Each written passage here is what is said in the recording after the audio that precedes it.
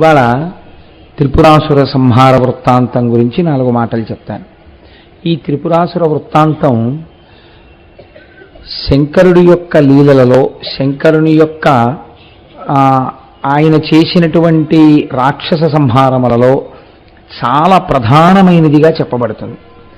దీనికి ఉన్నటువంటి స్థాయి బహుశః ఏ ఇతర రాక్షస సంహారమునకు లేదు. ప్రత్యేకించి శంకరుడు చేసినటువంటి రాక్షస సంహారములలో ఇతరమైన వాటికి త్రిపురాసుర సంహారముతో సమానమైనటువంటి ప్రతిపత్తిని ఇవ్వరు. మీరు ఒక్క విషయం ఆలోచించండి. త్రిపురాసుర సంహారం అనేటటువంటిది ఒక గమ్మత్తు. ఎందుచేతనంటే అమ్మవారికి సాధారణంగా మనందరం పిలిచేటటువంటి పేరు త్రిపుర సుందరి. ఆయన త్రిపురాంతకుడు. ఆవిడేమో త్రిపుర సుందర, ఈయనేమో త్రిపురాంతకుడా. వీళ్ళిద్దరూ ఆది దంపతులా? వీళ్ళిద్దరూ ఇంతకాలం నుంచి ఇంత అందంగా దాంపత్యం వెళ్ళిపోతోందా? ఏమిటి ఆశ్చర్యం? అలా ఉంటుందా లోకంలో? భర్తేమో దాన్ని పాడు చేసేవాడు, భార్య ఏమో దాని చేత సౌందర్యవతిగా చెప్పబడినది. వీళ్ళిద్దరిది కలిపి ఆది దంపతులు. వాళ్ళిద్దరూ దాని విషయంలో ఏమీ దెబ్బలాడుకోరు, చక్కగా అన్యోన్యంగా కాపరం చేస్తారు. ఇద్దరి విషయంలోనూ ఈ త్రిపుర అనేటటువంటి మాట అనుసంధానం చేస్తారు. అసలు ఇంకా చెప్పాలంటే త్రిపుర అన్న పేరే ఉంది అమ్మవారికి. శంకరుడికి త్రిపుర అని పిలవరు, త్రిపురాంతకుడు అంటారు. త్రిపురములను అంతము చేసినవాడు అంటారు. ఇలా ఎందుకు జరిగింది తత్వంలో? అసలు ఆ త్రిపురాసురులు ఎవరో ఒక్క రాక్షసుల గురించి చెప్తారు తప్ప వాళ్ళ ముగ్గురి పేర్లని పక్కన పెట్టింది పురాణం. లోకం సాధారణంగా ఏమని పిలుస్తుందంటే త్రిపురాసుర సంహారం జరిగిందండి అంటారు. ఇందులో ముగ్గురికి 3 పేర్లు ఉన్నాయి, కానీ ఎవరి పేరు వాళ్ళకి పెట్టి వాళ్ళని అంతం చేసిన వాడిగా శివుణ్ణి పిలవరు. త్రిపురాంతకుడు, త్రిపురారి అని పిలుస్తూ ఉంటారు. అసలు అలాంటి పేరు ఎందుకు వచ్చింది? ఈ లీల వెనకాతల ఉన్నటువంటి తత్వమేమి అన్నదాన్ని మనం ఈశ్వరుని యొక్క అనుగ్రహము చేత కొంత పరిశీలన చేసేటటువంటి ప్రయత్నం చేద్దాం. మీరు తారకాసురుడి గురించి విన్నారు. తారకాసురుడు సుబ్రహ్మణ్యేశ్వర స్వామి వారి చేతిలో నిహతుడైనటువంటి రాక్షసుడు. లోకాల్ని చాలా కాలం బాధ పెట్టినటువంటి వాడు. ఆయనకు ఒక 3 కుమారులు. ఆ 3 కుమారులే పెద్దవాడి పేరు తారకాక్షుడు, రెండవ వాడి పేరు కమలాక్షుడు, మూడవ వాడి పేరు విద్యున్మాలి. ముగ్గురివి 3 పేర్లు. ఉపాధులు ఉన్నప్పుడు పేర్లు ఉండాలి కదండి, అందుకని ఏదో 3 పేర్లు పెట్టుకున్నాడు ఆయన అందంగా. ఇప్పుడు ఈ ముగ్గురికి తండ్రి తారకాసురుడు. ఈ తారకాసురుడు ఎవరి చేత వధింపబడినాడు అంటే సుబ్రహ్మణ్యుడి చేత వధింపబడినాడు. మీరు ఇక్కడ ఒక్క విషయం కొంచెం గుర్తు చేసుకోవాలి. తండ్రి పేరు చెప్పారు అంటే పురాణంలో మీరు ఏదో కొంచెం ఆలోచించవలసిన విషయం ఉంటుంది. అంటే చెప్పకుండా కూడా కుదరదనుకోండి. తారకాసురుడు తనకి చావు రాదు అని ధైర్యం ఎందుకు పెంచుకున్నాడు అంటే, పరమశివుడికి వీర్యము స్ఖలనమైతే దాని వలన కుమారుడు సంభవిస్తే ఆ కుమారుడి వలన నేను మరణించాలని కోరుకున్నాడు. ఆయన నమ్మకం ఏమిటంటే శంకరుడు కామారి, కాముని పట్ల శత్రుత్వం ఉన్నవాడు. ఆయన కామమునకు లొంగడు కనుక వీర్యము స్ఖలనము కాదు. స్ఖలనము కాదు కాబట్టి కొడుకు పుట్టడు కాబట్టి తనకి మరణం లేదు. అంటే మరణము లేకుండా ఉండడం అన్నది కుదరదని బ్రహ్మగారు అన్నారు. కాబట్టి ఆయన ఇంకొక వైపు నుంచి నరుక్కొచ్చాడు. ఇంత ప్రయత్నం చేసినా సుబ్రహ్మణ్యుడు ఆవిర్భవించాడు. తారకాసుర సంహారం జరిగింది. ఇప్పుడు ఆ కొడుకులు ఏ ఆలోచన పొందాలండి? ప్రపంచంలో మరణం అనేటటువంటిది శరీరమునకు సంబంధించిన విషయము. మీరు కేవలం ఆ 3 గురించి మాట్లాడకండి. వాళ్ళ గురించి వాళ్ళు ఏదో చాలా అజ్ఞానంలో ఉన్నట్టు, వాళ్లే వరాలు అడిగినట్టు మీరు భావన చేస్తే చాలా తప్పు. పురాణ ప్రవచనము, పురాణము వినడము అనేటటువంటిది దేని కొరకు వస్తుందో తెలుసా అండి? మన అజ్ఞానాన్ని పోగొట్టుకోవడానికే వస్తుంది. శృతి, స్మృతి, పురాణము. ప్రమాణము శృతి, దానిలో చెప్పబడిన విషయమును ఆచరణలోకి తెచ్చుకొనుటకు స్మృతి. వేదములో చెప్పబడిన దాన్ని భూతద్దంలో చూపించి బాగా మనస్సులో నాటుకునేటట్టుగా చేయగలిగినటువంటి ఇతివృత్తముతో కూడినది పురాణము. అలాగని ఏదో ఒక కథ చెప్పచ్చా కల్పిత కథతో? చెప్పకూడదు. వంశానుచరితం చేయవ, యథార్థముగా జరిగినటువంటి విషయాన్ని మాత్రమే పురాణం మాట్లాడాలి. ఇప్పుడు తండ్రి చావు ఉండకూడదని ఎంత ప్రయత్నించినా చచ్చిపోయాడు. కాబట్టి కొడుకులకి ఏం తెలిసి రావాలి వెంటనే? అరే చూసావా, దేహం ఉండిపోవాలని మా నాన్న ఇంత తాపత్రయపడ్డాడు, ఉండనే లేదు, చచ్చిపోయాడు మా నాన్న.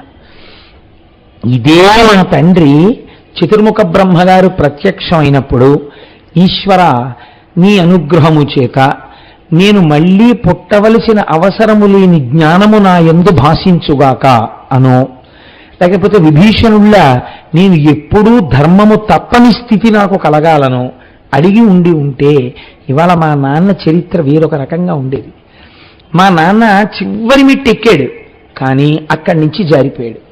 తపస్సు చేశాడు, చతుర్ముఖ బ్రహ్మగారిని ప్రత్యక్షం చేసుకున్నాడు. అడగకూడనిది అడిగాడు తప్ప అడగవలసినది అడగలేదు. ఇది మా నాన్న జీవితంలో పెద్ద పొరపాటని పిల్లలు గుర్తించాలి. అలా గుర్తిస్తే వాళ్ళు ఏమవుతారండి? వాళ్ళు చాలా ఉన్నతమైన మార్గానికి వెళ్తారు. ఇప్పుడు త్రిపురాసురులు అలా గుర్తించలేదు అంటూ కథ ప్రారంభం. మీరు త్రిపురాసురుల మీద మాత్రమే పెట్టి వాళ్ళేదో చాలా తప్పులు చేసిన వాళ్ళల్లా, మనం శౌనకాది మహర్షుల్లా, మనం ఏమీ తప్పు చేయని వాళ్ళల్లా మనం అనుకుండిపోయాం అనుకోండి, మనది తప్పే. ఇది చెయ్యకూడదు అని తెలిసాక చెయ్యకుండా ఉండని వాళ్ళెందరూ. ఎందుకు చేస్తాం? ఏ తప్పదులేండి, ఏదో భగవంతుడు చూసి చూడక వదిలేస్తాడు అని చేసేస్తుంటాం. అలా అయ్యో ఇలాంటి తప్పులు చేసినటువంటి వాళ్ళు అలాంటి ఫలితాలు అనుభవిస్తున్నారని మీకు తెలుసు. తెలిసి మీరు ఆ తప్పుని ఏదో ఒక రకమైనటువంటి నచ్చ చెప్పుకునే రీతిలో మనస్సుకి కొనసాగించడాన్నే మనం ఇష్టపడతాం.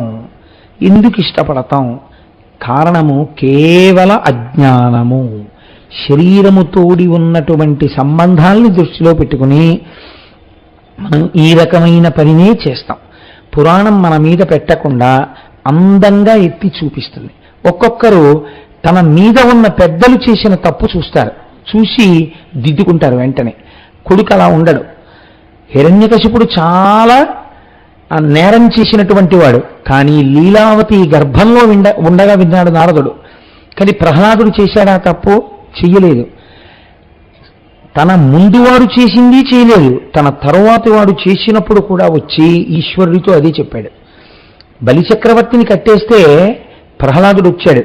వచ్చి ఆయన ఒక మాట అంటాడు, ఇతనికి ముందు నీవింద్ర పదంబిచ్చి నేడు తిప్పుటయ్యను నెరయ మేలు మోహనాహంకృతి గర్వాంధతమస వికారంబు దాని మాన్పి కరుణ రక్షించుటయు కాక శిక్షించుటే తత్వజ్ఞునకు మహేంద్రత్వమేల నీ పాదకమలంబు నియతి కొల్చిరతాని పోలునే సురరాజ్య భోగపరత గర్వమే పార కన్నులు కనరావు చెవులు వినరావు చిత్తంబు చిక్కుపడును సేవలన్నీయు మరచు నీ మహిమమాన్పి మేలు చేసితివి నీ మేర మెటి చూపి అంటాడు.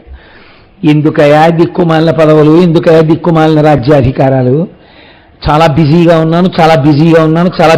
ఉన్నానని తిరిగేస్తూ కాలం గడిచిపోయి నీ సేవలన్నీ మరిచిపోయి నీకు నమస్కారం చేయడం మర్చిపోయి ఇచ్చిన జీవితం వెళ్ళిపోయిన తరువాత మళ్ళీ అధోలోకాలకు వెళ్ళిపోవడానికి పనికొస్తోందేమో కానీ ఇది ఏం ఉద్ధరిస్తుందయా?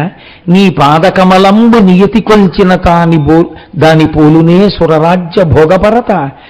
నీ పాదములను పట్టి నమ్మి పూజ చేసి పరవశించిపోయేటటువంటి వాడికి దేవేంద్ర పదవి మాత్రం సరిపోతుందా? వాడు ఎంత అదృష్టవంతుడయ్యా, ఎంత ఆనందంగా ఉంటాడయ్యా. నీ పాదములను నమ్మి జీవించిన వాడెవరో వాడు కదా అదృష్టవంతుడు. ఎవరికి కావాలి ఈ పదవులు అంటాడు అని బలిచక్రవర్తిని రక్షించాడు. ఒక్కొక్కడు తనకి ముందు జరిగిన పొరపాట్లని తాను ఆదర్శంగా తీసుకోకుండా ఇప్పుడు మనం ఆ చరిత్రలో ఉన్నటువంటి నీతిని ఆదర్శంగా తీసుకుని తన జీవన పథాన్ని దిద్దుకుంటాడు. దీనికోసమే మీకు పురాణము యొక్క ప్రధాన ప్రయోజనము. ఒకే పొరపాటు చేస్తూ ఆ పొరపాటు యొక్క అనుషంగిక ఫలితములు ఎలా ఉంటాయో, చిట్ట చివరికి దాని ఫలితాలు ఎలా ఉంటాయో చూపించడానికే మీకు 1కి 10 మార్లు ఇవే కథలు ఆవిష్కరింపబడతాయి. మీరు చూడండి, భక్తుడైతే రక్షణ, విరుద్ధ మార్గంలో వెళ్ళిన వాడైతే శిక్షణ. అంతే, రెండే ఫలితాలు. ఏ కథ చెప్పినా ఇదే. తారకాసురుడు అలా మరణించాడు. ఆయన ముగ్గురు కొడుకులకి బుద్ధి వచ్చిందని మీరు అనుకుంటున్నారా? రాలేదు. వాళ్ళు ముగ్గురు మళ్ళీ వెళ్ళి చతుర్ముఖ బ్రహ్మగారి కోసం తపస్సు మొదలుపెట్టారు. చాలా గొప్ప తపస్సు చేశారు. అందులో ఉగ్ర తపస్సు. చతుర్ముఖ బ్రహ్మగారు ప్రత్యక్షమయ్యారు. ఏం కావాలి మీకని అడిగారు. అంతే, స్టీరియో. మీరు వింటున్నారు కదా, ఎన్ని మాటలు ఎన్ని పురాణాలు చెప్పినా అంతే, అదే కోరిక. ఏమిటా కోరిక? మేము చచ్చిపోకూడదు. మేము చచ్చిపోకూడదంటే ఏది చచ్చిపోవాలి? చచ్చిపోయేటట్టు అసలు చావు లేనిదేదో అది చావదో.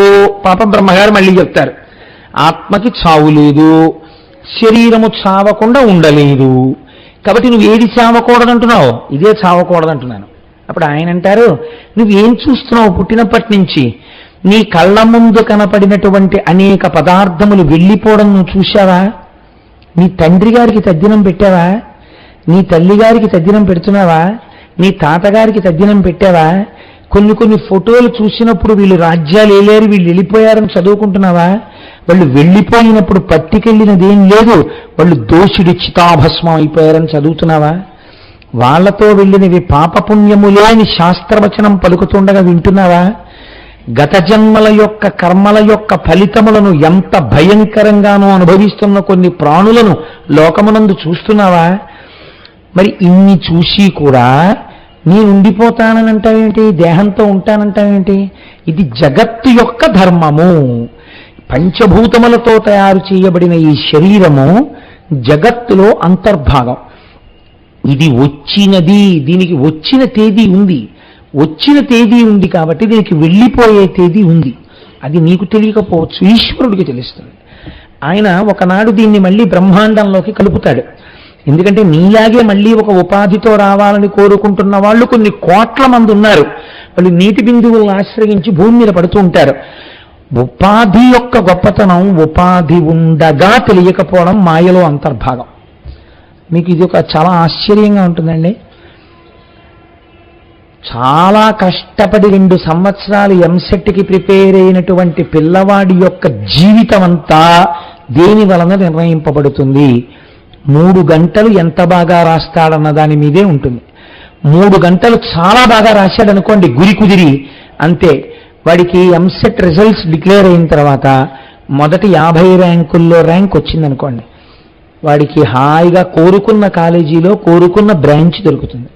ఆ తర్వాత క్యాంపస్ సెలక్షన్లో పెద్ద కంపెనీలో ఉద్యోగం వస్తుంది. ఉద్యోగం వచ్చిన తర్వాత వాడు కారులో తిరుగుతుంటాడు. వీడికన్నా తెలివైన వాడే. ఆ 3 గంటలు వీడిలా పరీక్ష కూర్చోగానే వీడికి ఇష్టమైన పాటలు వీడి దురదృష్టవశాత్తు పక్కనే ఉన్న కళ్యాణ మండపంలోంచి వినపడుతున్నాయి. వీడి దృష్టి అంతా దాని మీదకి వెళ్ళింది, అంతే. మళ్ళీ 3 ఏళ్ళు పోయేటప్పటికీ వీడు భానుగుడి జంక్షన్లో నిలబడి ఉండగా తనతో కలిసి చదువుకునే రోజుల్లో తనకన్నా తెలివి కొంచెం తక్కువ ఉన్నవాడు కారులో వెళ్ళిపోతూ భార్యతో సిగ్నల్ లైట్ పడితే ఆగి, ఎరా బాగున్నావా అని డోర్ దింపి పలకరిస్తాడు. ఎందుకు వచ్చింది తేడా? ఆ 3 గంటల్లో వచ్చింది. మనుష్య ఉపాధి ఆ 3 గంటల లాంటిది. కోట్ల కోట్ల కోట్ల జన్మల తర్వాత ఈ ఉపాధి వచ్చింది. దీనితో మీరు నామము చెప్పగలరు, దీనితో మీరు పురాణమును వినగలరు, దీనితో మీరు ఈశ్వరార్చన చెయ్యగలరు. కానీ చెయ్యకపోతే ఏమవదు, భానుగుడి జంక్షన్లో నించుంటారు, కారులో వెళ్ళిపోయే వాళ్ళు వెళ్ళిపోతారు. కాబట్టి దీనితో ఈశ్వరుణ్ణి చేరేటటువంటి ప్రయత్నము ప్రధానముగా ఉండాలి. మిగిలినవన్నీ దానికి కలుపుకోవాలి. అది చాలా ప్రధానమైనటువంటి విషయం. కాబట్టి ఇప్పుడు ఆయన అన్నాడు, దీని పేరు జగత్, మేము ఇంకో పేరుతో పిలవలేదు. జగత్ అంటే ఏమిటో తెలుసా?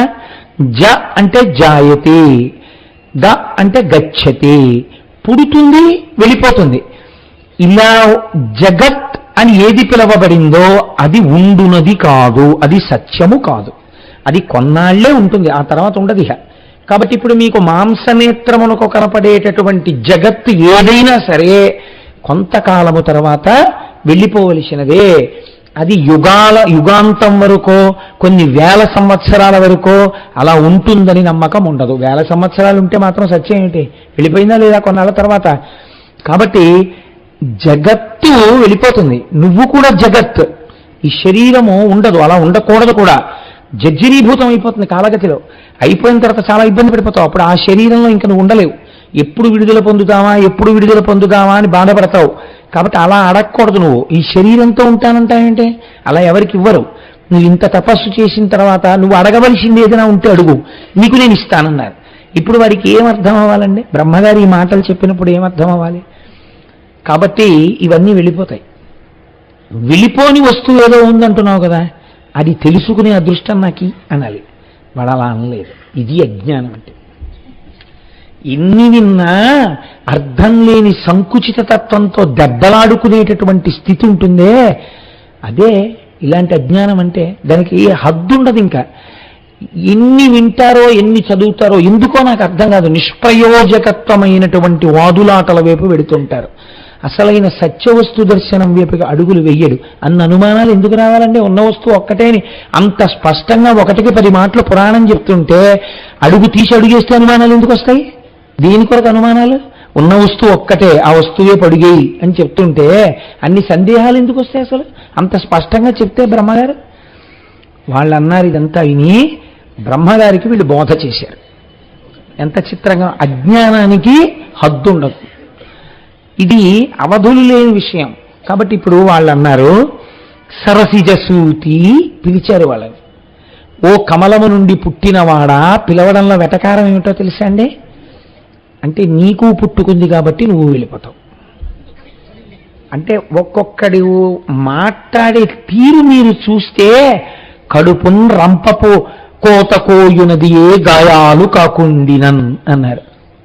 ఒక మనిషికి ఎనస్థీషియా ఇవ్వకుండా పడుకోబెట్టి అటొకడు ఇటొకడు నించుని రంపం పట్టుకుని కడుపుని కోసేస్తే ఎంత బాధ కలుగుతుందో అంతకన్నా బాధపడేటట్టు మాట్లాడడం జన్మతః వస్తుంది ఒక్కొక్కడికి. అంటే రాక్షసాంశ. బ్రహ్మగారు వీళ్ళ యొక్క ఉన్నతిని ఉద్దేశించి ఆయన మాట్లాడారు. వీళ్ళన్నారు సరసిజసూతి. ఇందులో ఎంత వెటకారమో చూడండి. 2 పుట్టుకలు చెప్పారు వాళ్ళు. సరస్సులోంచి పుట్టిన దాంట్లోంచి పుట్టినవాడా, నీవు కడు సంపదలిచ్చిన భాగ్యమిచ్చినం తిరమగ ఆయు ఉన్న కదా. అయితే ఏమిస్తావు నువ్వు? మేము అడిగింది ఇవ్వలేవు కదా, తెలిసిపోతాను కదా. మేము దీంతో శాశ్వతంగా ఉండాలంటున్నాం, కుదరదు అంటున్నావు. కాబట్టి ఇప్పుడు మేమేం అడగాలని నీ ఉద్దేశం? అంటే చూడండి, ఒక్కొక్కడు ఎన్ని విన్నా ఎంత విన్నా చెప్పిన విషయం అర్థం చేసుకోవడం కాదు, అర్థం లేని విషయాలు తీసుకొస్తారండి. అదే రాక్షసాంశ. ఎన్ని అక్కర్లేని విషయాలు, సందేహాలు లేకపోతే ఉత్తరాలు, 2 ప్రక్రియలు ఉంటాయి ప్రపంచంలో. కాబట్టి ఇలాంటి వాళ్ళ యొక్క మౌఢ్యాన్ని పురాణం ఎత్తి చూపిస్తోంది.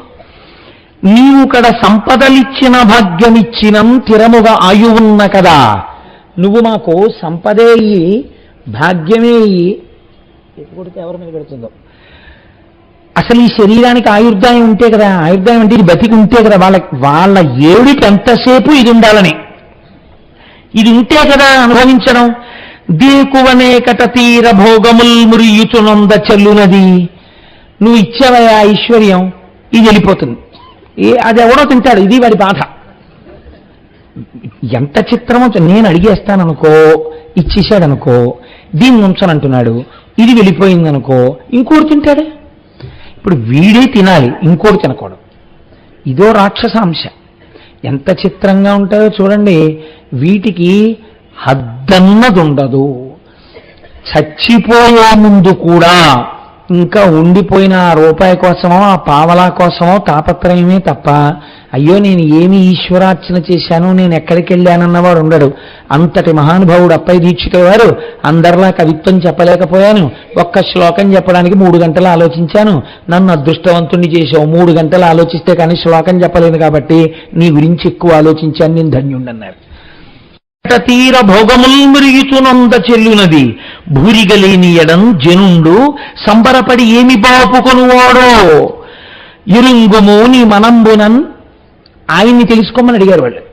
ఏమిటయా మేము దీంతో ఉంటామంటే కుదరదంటే ఏంటి? ఏమిస్తావైతే? ఐశ్వర్యం ఇస్తావు, భోగాలు ఇస్తావు, రాజ్యాలు ఇస్తావు, సంపదలు ఇస్తావు, మాకేవో అనేకమైన భోగస్థానాలను చూపిస్తావు. అవన్నీ ఎప్పుడు అనుభవంలోకి వస్తాయి? ఇది ఉంటే దీన్ని ఉంచవు, దీన్ని మాత్రం ఉంచదు, కుదరదు, వెళ్ళిపోవాలంటున్నావు. ఇప్పుడు మీరు ఇంకోటి అడగండి అంటున్నావు, అంటే మేము ఇది అడుగుతాం, అది ఇస్తావు, ఇది తీసేస్తావు. అంటే నీ తెలివితే అట్లా, అంటే మేము తెలివి తక్కువ అని అనుకుంటున్నావా? అంటే ఇది ఇవ్వనని ఎందుకు అంటున్నావు? ఇది ఇవ్వద్దా నువ్వు మేము తపస్సు చేసినప్పుడు? నిజంగా అవధి ఉందండి ఈ అజ్ఞానానికి. బ్రహ్మగారు అన్నది ఒక్క మాట, ఆయన పరమసత్యాన్ని చెప్పారు. ఆయన వీడికి అర్థమైందా? వీడు ఎంత తిరగబడుతున్నాడో చూడండి పద్యంలో అని. ఆయన అన్నాడు, ఇదేమిట్రా నన్ను అడిగితే నేనేం చేస్తాను? అది లోకం యొక్క లక్షణం, జగత్తు యొక్క లక్షణం, అది పరబ్రహ్మం అలా నిర్ణయం చేసింది అంతే తప్ప ఇది నువ్వు అది ఇస్తావా, ఇది ఇస్తావా, ఇవన్నీ అనుభవించడానికి మాకు శరీరాలు ఇవ్వవా అని నన్నంటే నేనేం చేయను. పోనో పని చేయండి, ఎలా చచ్చిపోతారో మీరు అడగండి, ఇచ్చేస్తాను. పోనీ మీకు భోగాలు అనుభవించడానికి ఆయుర్ధం కావాలంటున్నారు కదా, పోనీ మేము ఇలా చచ్చిపోతాం అని మీరు అడగండి, అలాగే చచ్చిపోదురు. కానీ ఇప్పుడు ఆయన ఇంకొక అవకాశం ఇచ్చాడు. ఇది పెద్ద మనస్సు, దీన్ని పెద్ద మనస్సు అంటారు. అందుకని బ్రహ్మగారు ఆధ్యక్షం వహించాడు. సాధారణంగా నాకు అందుకే పురాణం చెప్పేటప్పుడు బ్రహ్మ చెప్పాడు అనబుద్ధి. నేను ఎప్పుడు సాధారణంగా నాకు తెలిసి నేను అంత లేకిగా మాట్లాడినట్టు నాకు జ్ఞాపకంలో లేదు. నేను ఎప్పుడైనా బ్రహ్మగారి గురించి మాట్లాడితే బ్రహ్మగారు అంటుంటాను. కారణం ఏంటంటే నేను ఆ పురాణములు చదివినప్పుడు నా మనస్సులో ఆయన పట్ల పెంచుకున్న గౌరవం అటువంటిది. మహానుభావుడు ఎంతమంది రాక్షసులకు కనపడతారో ఆయన కనపడినప్పుడల్లా జ్ఞానబోధ చేస్తారు. ఫోన్లే మారుతారేమో అని చెప్తూనే ఉంటారు. వాళ్ళ అజ్ఞానమే వాళ్ళది. ఎన్ని తిరగబడి మాట్లాడతారో ఆయన్ని. అయినా మహానుభావుడు ఎంత దయాళువు. నేను చెప్పాను కదండి, ఉన్న బ్రహ్మమే బ్రహ్మగా, విష్ణువుగా, శివుడిగా కనపడుతుంటుంది. ఒకనాడు దీనిది పెద్దపీట, ఒకనాడు దానిది పెద్దపీట. ఎప్పుడు ఎలా పెద్దపీట వేస్తే బాగుంటుందో అలా పెద్దపీట వేస్తారు అంతే తప్పించి దానికి మనం గుండెలు బాధేసుకోవాల్సిన అవసరం ఏం లేదు.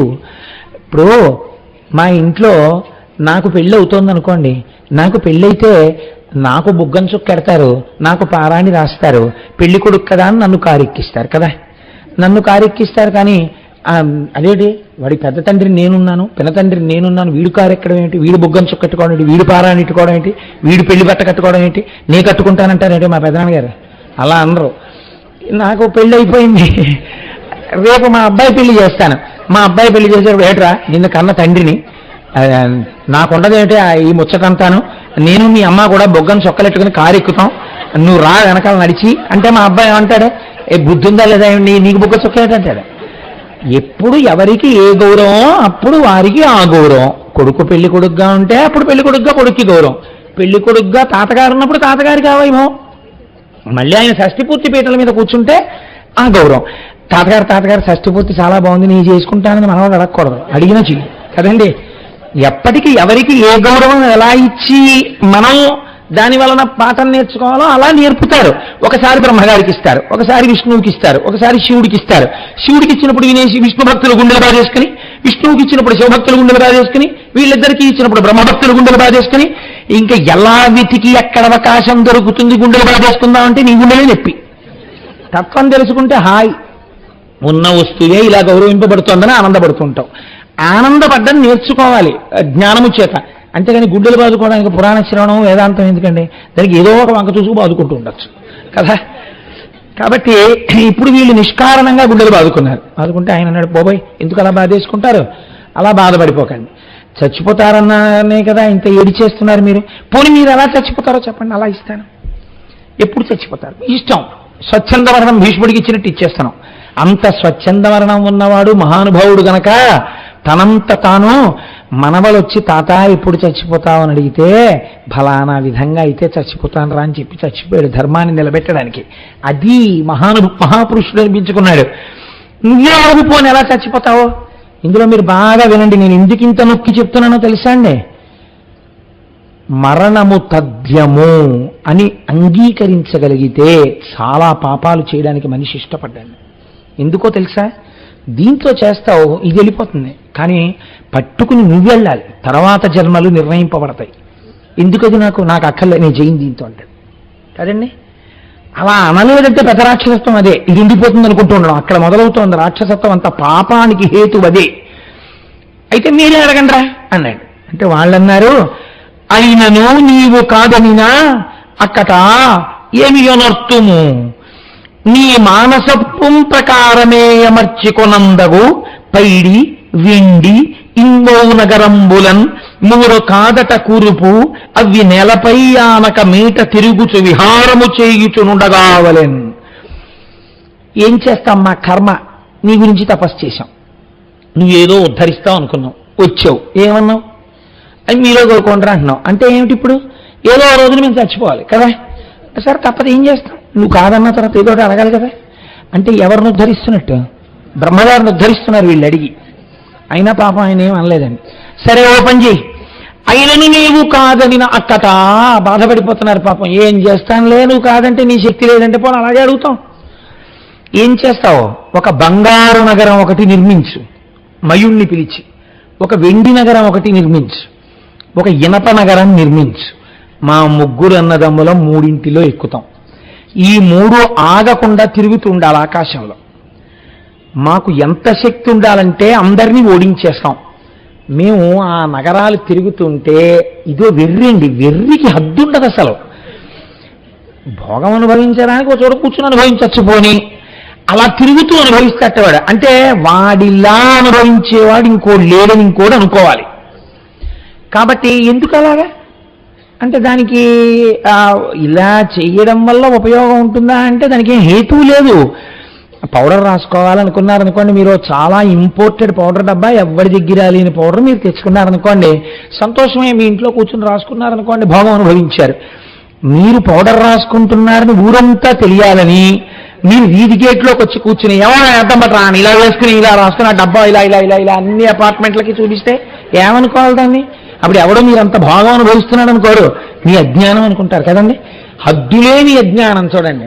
ఇప్పుడు అలా తిరుగుతూ ఉంటారు, అసలు భూమి మీద దిగర్త వాళ్ళు. మేము అలా తిరుగుతూ ఉంటాం, తిరుగుతూనే భోగాలన్నీ అనుభవిస్తాం. తిరుగు కళ్ళు తిరుగుతాయి నాకే. కాబట్టి కనీసం వచ్చేయి అంటే ఎప్పుడు చచ్చిపోతారా మీరని అడిగాడు ఆయన. వాళ్ళు అది చెప్పట్లేదు. ముందు 3 నగరాలు అందులో తిరుగుతాం. సరే ఎలా చచ్చిపోతారు నేను అది అడిగాను కదా మిమ్మల్ని, చెప్తావా? ఉండు, ఎలా చచ్చిపోతాం అనుకుంటున్నావు? ఈ 3 పురాలు ఎప్పుడు ఒక గీతలోకి రాకూడదు, సరళ రేఖలోకి. అవి అలా అలా అలా అలా తిరుగుతూ ఉండాలి. 1000 దివ్య సంవత్సరాలకి ఒక్క క్షణం సేపు మాత్రం ఈ 3 పురాలు ఒకే సరళ రేఖలోకి వచ్చి నిలబడాలి. ఇలా నిలబడినప్పుడు మిట్ట మధ్యాహ్నం వేళ అభిజిత్ ముహూర్తంలో చంద్రుడు పుష్యమీ నక్షత్రంలో ఉండగా పుష్కలావర్తక మేఘాలలోంచి వర్షం కురుస్తుంటే ఇత పూర్వం ప్రపంచంలో ఎక్కడా లేనటువంటి ఒక కొత్త రథం ఎక్కి ఇతపూర్వం లోకంలో ఎవరూ ఇంతకుముందు పట్టుకోనటువంటి ఒక అపూర్వమైనటువంటి ధనస్సు పట్టుకుని ఒకే బాణంతో ఒకేసారి విడిచిపెట్టి దేవతా సార్వభౌముడైన వాడు ఆ 3 పురాలు ఒక్క క్షణం ఇలా సరళ రేఖలో ఉండగా కొట్టేస్తే మేము చచ్చిపోతాం. ఆ క్షణంలో ఒక్క బాణంతో అటువంటి రథం మీద అటువంటి వాడు కొట్టకపోతే మళ్ళీ మేము బతికేస్తాం. ఆహాహా, ఇంత కాసేపట్లో ఎంత ఆలోచించారా అనుకుని మహానుభావుడు తథాస్తు. ఇప్పుడు ఇవ్వనంటే ఇంకేమైనా ఉందండి? జగత్ప్రలయమే. ఎంత పేచియో వద్దురా, నీకొచ్చింది ఇంతోటి సీటు, డొనేషన్ కడితే వచ్చిన సీట్రా, నీకెందుకురా హీరో హోండా ప్యాషన్ ప్లస్ 50,000 రా, వద్దురా అంటే అది లేకపోతే నాకు నాన్నగారు మ్యాథమెటిక్స్ ఆన్సర్లు రావట్లేదంటాడు అంతే కొడుకు. ఎంత నాకు ఇండిగ్నిఫైడ్ అండి. అందరూ వాటి మీద వస్తున్నారు, నన్ను ఎక్కించుకెడుతున్నారు వెనకాల. నాకెంత సిగ్గుచేటు. కొనవలసిందే. నువ్వు అప్పే చేస్తావో వీఆర్ఎస్ఏ పెట్టేస్తావో, నాకు కొంటేనే పెడతా కాలేజీకి అంటే ఏం చేశాడు? వద్దురా అంటే ఏం చేస్తాడో అందులో అపఖ్యాతి పడలేక ఇచ్చాడు. 3వ రోజు ఫోను, మీ అబ్బాయి ఫలానా హాస్పిటల్లో ఇంటెన్సివ్ కేర్ యూనిట్లో ఉన్నాడు, లెక్క పెట్టగలిగినన్ని ఎముకలు కాకుండా ఒకటి ఎక్కువ విరిగిపోయింది. మళ్ళీ పాపం 2 ఏళ్ళు ఈయన వైద్యం చేయించాడు. కర్మ. ఇలాగే ఉంటాయి రాక్షసుల వరాలు. తండ్రి ఎలా లొంగుతాడో చతుర్ముఖ బ్రహ్మగారు అలాగే లొంగుతారు. సరే తథాస్తు, అలాగే చేయండి. కానీ నాన్న ఇది కొంచెం అపూర్వమైన వరం, మీ అంత తెలివైన వాడిని ఇంతకు ముందు నేను చూడలేదు. చాలా మంది అడిగారు నన్ను, ఇలా ఎవరు అడగలేదు, మీరే అడిగారు. నేను ఇచ్చాను, కానీ కొంచెం జాగ్రత్తగా వాడుకోండి అంటాడు. అంతే పాపం, హ్యాండిల్ విత్ కేర్ అంటుంటాడు ఆయన, ఎవడు దాన్ని పట్టించుకోడు. కాబట్టి ఇప్పుడు ఏమైంది అంతే, వాళ్ళు వెంటనే ఎక్కడికి వెళ్ళిపోతారండి? అమరావతి మీదకి వెళ్ళిపోతారు. వెంటనే భోగస్థానాలు కావాలి వాళ్ళకి. కాబట్టి వెళ్ళి ఆ భోగస్థానాల దగ్గరికి వెళ్ళి దేవతలందరినీ ఓడించేసి అక్కడితో ఊరుకోరు. వచ్చినటువంటి పెద్ద ఇబ్బంది ఏమిటంటే శరీర బలమునందు తాదాత్మ్యత అంటే అర్థం ఏమిటో తెలుసా అండి? శరీరము యొక్క బలము చేత అవతలవాడు బలహీనుడు అని నిరూపింపబడితే నాకు బలం ఉన్నది అన్న ఆనందం నిలబడుతుంది కదండి. దేహబలం ఉన్నది అన్నది ఎప్పుడు బాగా సంతోషం. దేహబలం ఉన్నది అన్న సంతోషం అవతలవాడు బలహీనుడు అని నిరూపింపబడుతుంటే. కాబట్టి ఇప్పుడు ఏం చేయాలి? వెళ్ళి కొడుతుండాలి అనవసరంగా అందరినీ. వాడు ఏం చేయాలి? ఎంత కొడుతున్నా బాబా మిమ్మల్ని మీ జోలికి మేమేం రాగలమండి ఏడుస్తూ వెళ్ళిపోతూ ఉండాలి. ఈ వెర్రి రాను రాను రాను రాను ఎక్కువైపోతుంది. ఎందుకని? మమ్మల్ని ఎవడేం చేస్తాడు, మాకు చావు ఎక్కడుంది? కాబట్టి ఇప్పుడు వాడికి భయం లేదు, మృత్యుభయం లేదు వాడికి. మృత్యుభయం జ్ఞానికి ఉండదు, అజ్ఞాని వరం చేత పొందాడు. కానీ ఇది వీడి పాపం పెంచడానికి పనికొస్తుంది.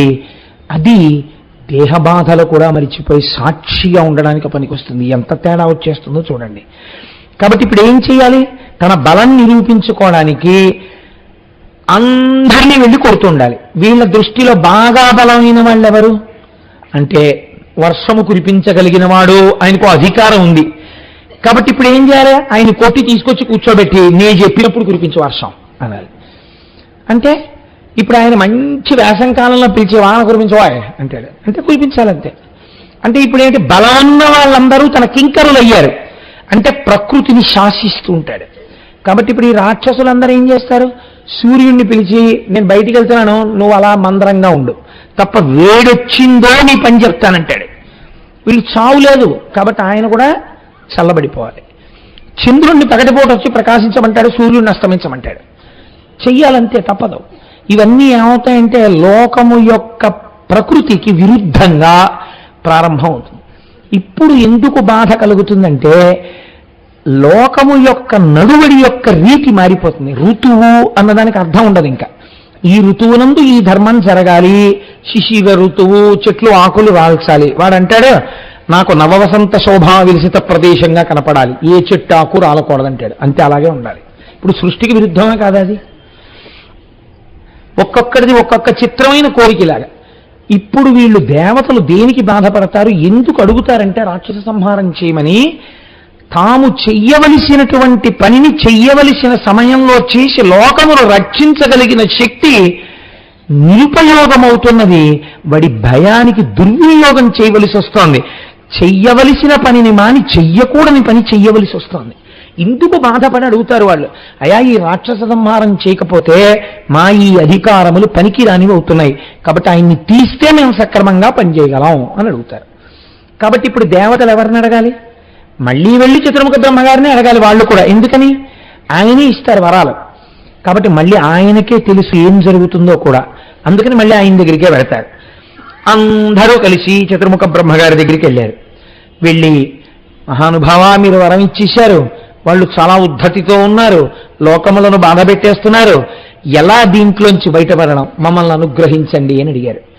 అడిగితే ఆయన అన్నారు, వరము వారలకిడితి దెప్పరముగాగా వరబలంబు ఆత్మీయ బలము శంభు పూజన ఫలంబు ఏకమై పొంకమొప్ప అరిది వారల గెలువంగ నగునే మనకు. ఉన్నదున్నట్లు మాట్లాడుతుంటారు బ్రహ్మగారు.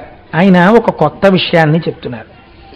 ఊరే వాళ్ళ దగ్గర 3 బలాలు ఉన్నాయిరా ఇప్పుడు అన్నారు.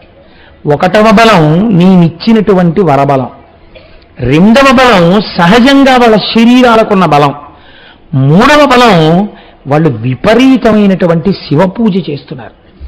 దాని చేత శివభక్తులై ఉన్నారు కాబట్టి శివుడి చేత రక్షింపబడుతున్నారు. కాబట్టి ఇప్పుడు 3 బలములు వారి యందు కలిసి ఉన్నాయి. ఉన్నప్పుడు మీరు నేను కలిసి వాళ్ళ మీదకి వెడితే వాళ్ళ చేతుల్లో మనం ఓడిపోతాం తప్ప వాళ్ళని మనం ఏం చెయ్యలేం. కాబట్టి ఇప్పుడు దీనికి పరిష్కారం ఎక్కడుంది?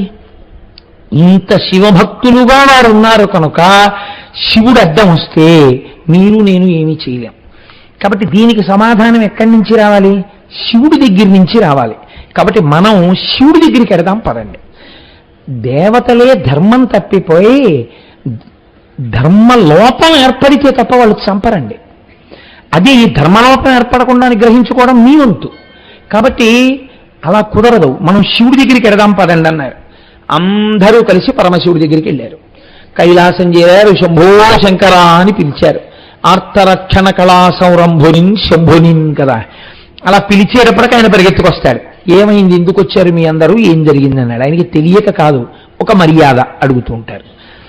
ఎదురుగుండా కనపడిన వ్యక్తిని అయ్యా బాగున్నారా అంటాం. బాగున్నారా అంటే మీరు పడిపోయారా అని దాని అర్థం. అది ఒక మర్యాదతో కూడినటువంటి వాక్కు తప్ప అలాంటి వాటి యందు దోషాలు పట్టడం అది అజ్ఞానం తప్ప అది హాస్యం కూడా అవదు. అది ఒక రకమైనటువంటి పెడసరి హాస్యం అవుతుంది అంతే.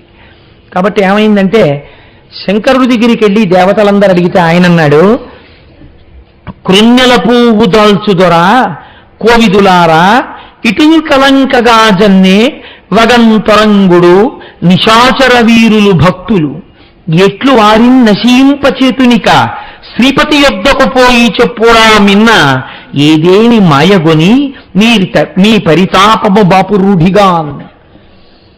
నిజమేనా, మీరందరూ చెప్పారు, మీ కష్టం నాకు అర్థమైంది. వాడు మిమ్మల్ని చాలా హింస పెడుతున్నారు ఆ ముగ్గురు, వాళ్ళని చంపవలసిందే. కానీ మీరు ఒక్కటి ఆలోచించండి, వాళ్ళు తెల్లవారి లేచిన దగ్గర నుంచి రాత్రి వరకు నా నామస్మరణ చేస్తుంటారు, నన్ను కొలుస్తూ ఉంటారు, నా పూజ చేస్తూ ఉంటారు. నా పూజ చేసి నన్ను నమ్మి ఉండడమే కదా భక్తి అంటే. ఖచ్చితంగా దుర్వినియోగం అయిపోతుంది ఆ భక్తి.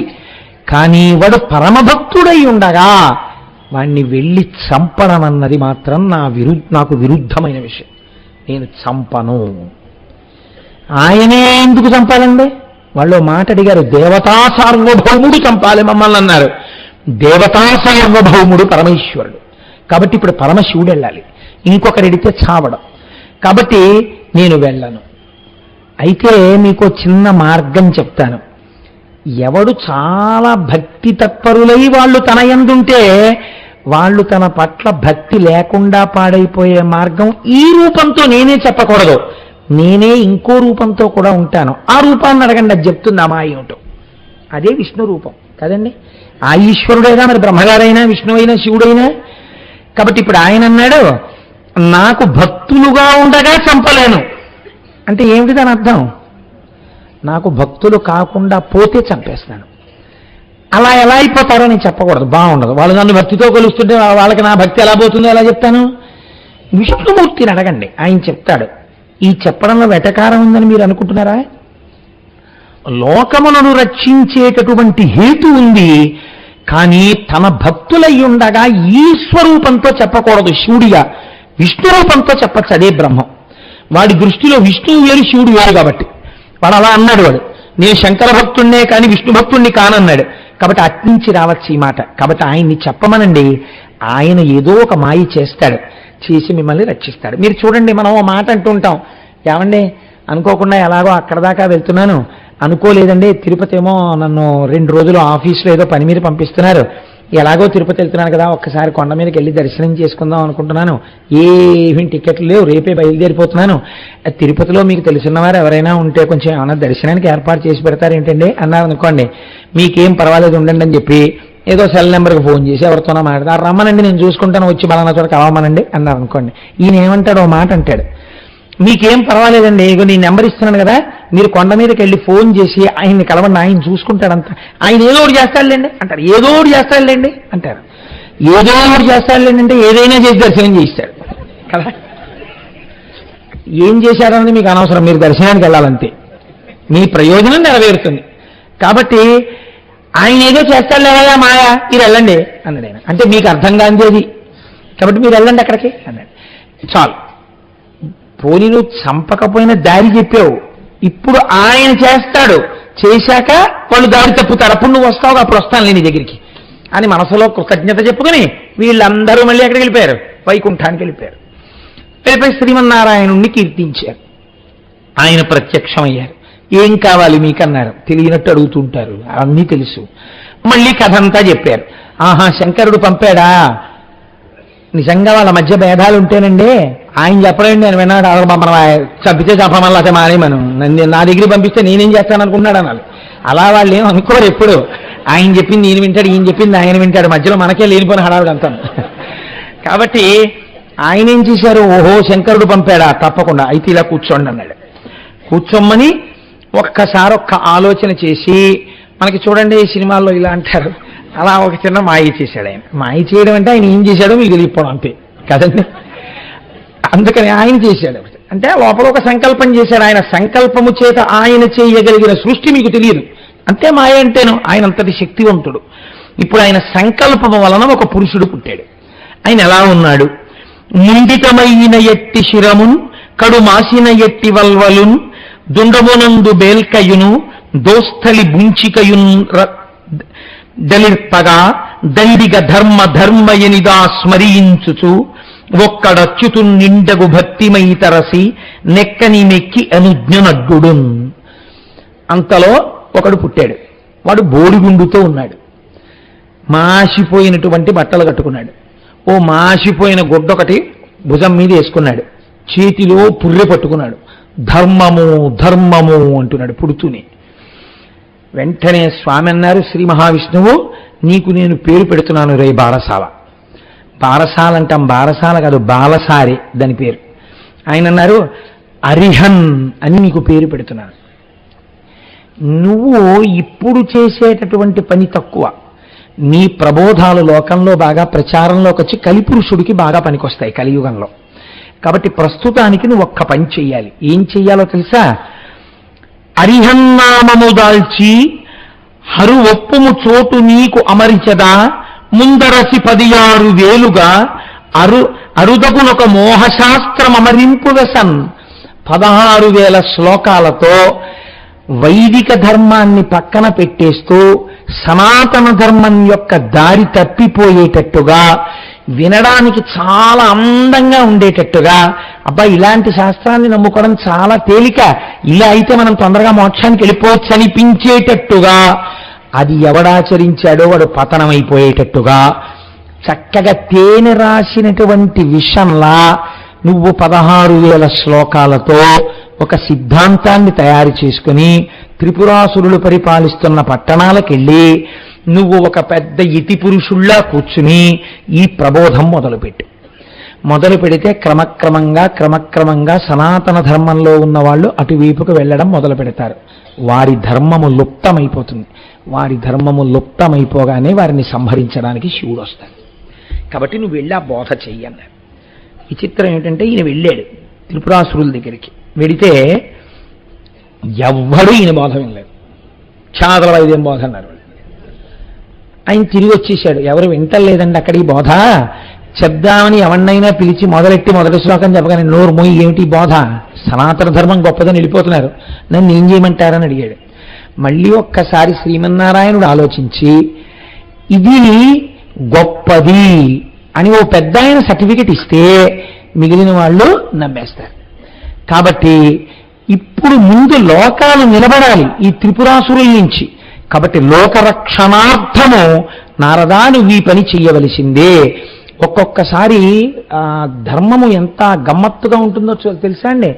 మీరు ఒక చిన్న అధర్మాన్ని చేసి ఒక పెద్ద ధర్మాన్ని ఆవిష్కరించారనుకోండి, అప్పుడు ఈ చిన్న అధర్మము లెక్కలోకి రాదు.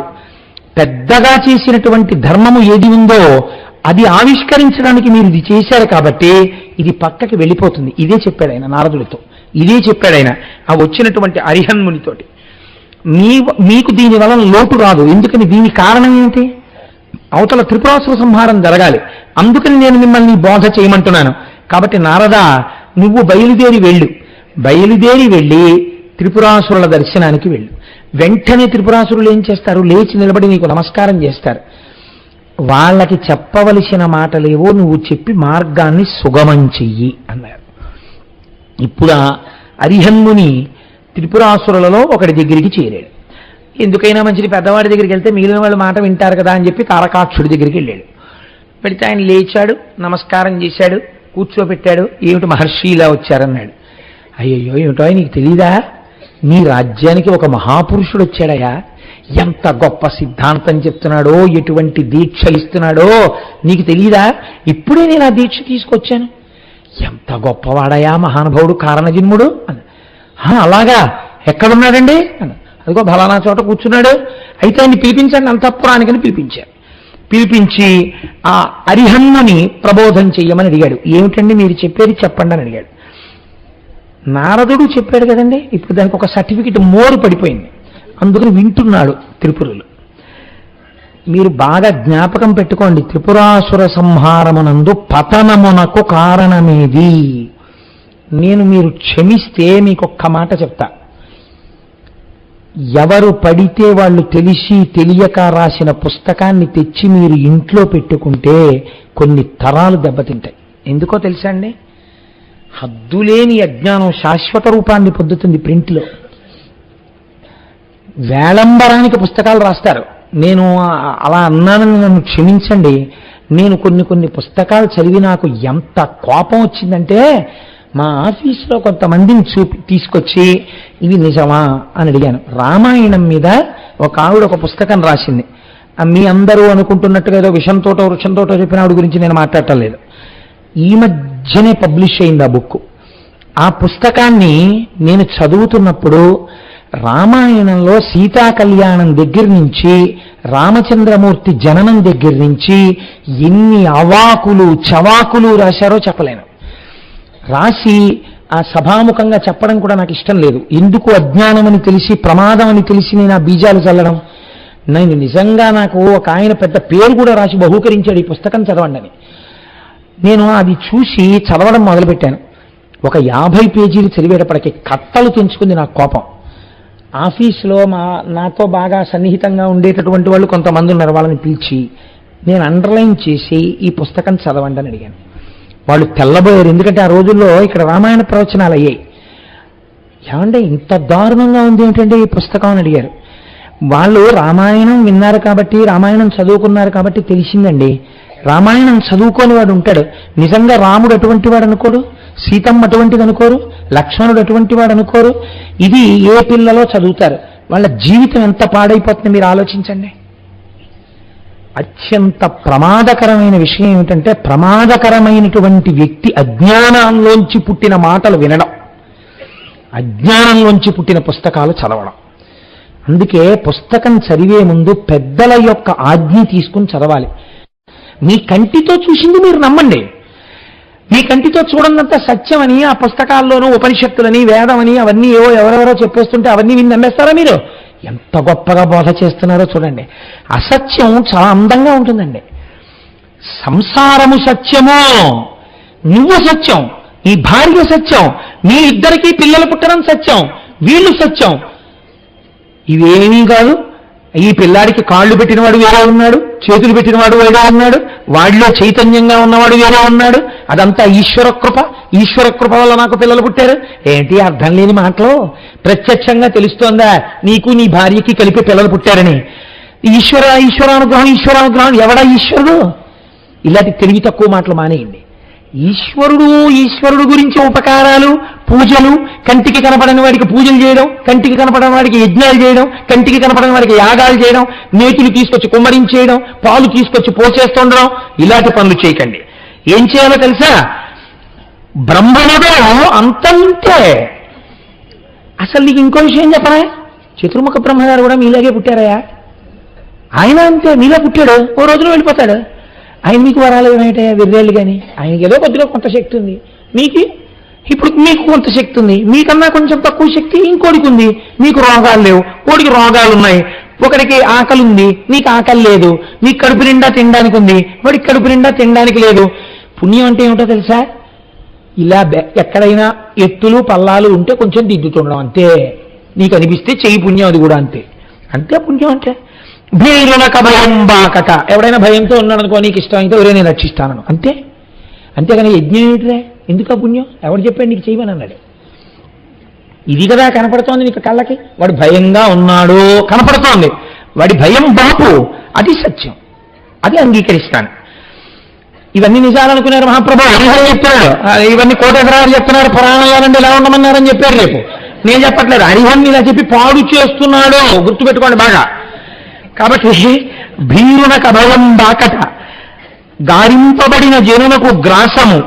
అన్నం లేకుండా ఉన్నవాడికి నీకు పెట్టాలనిపిస్తే అన్నం పెట్టు, వాడు తింటాడు. ఆకలి తీరింది అమ్మయ్యా నీకు దండం పెడతాడు, కనపడుతోంది. అది పుణ్యం అంటే.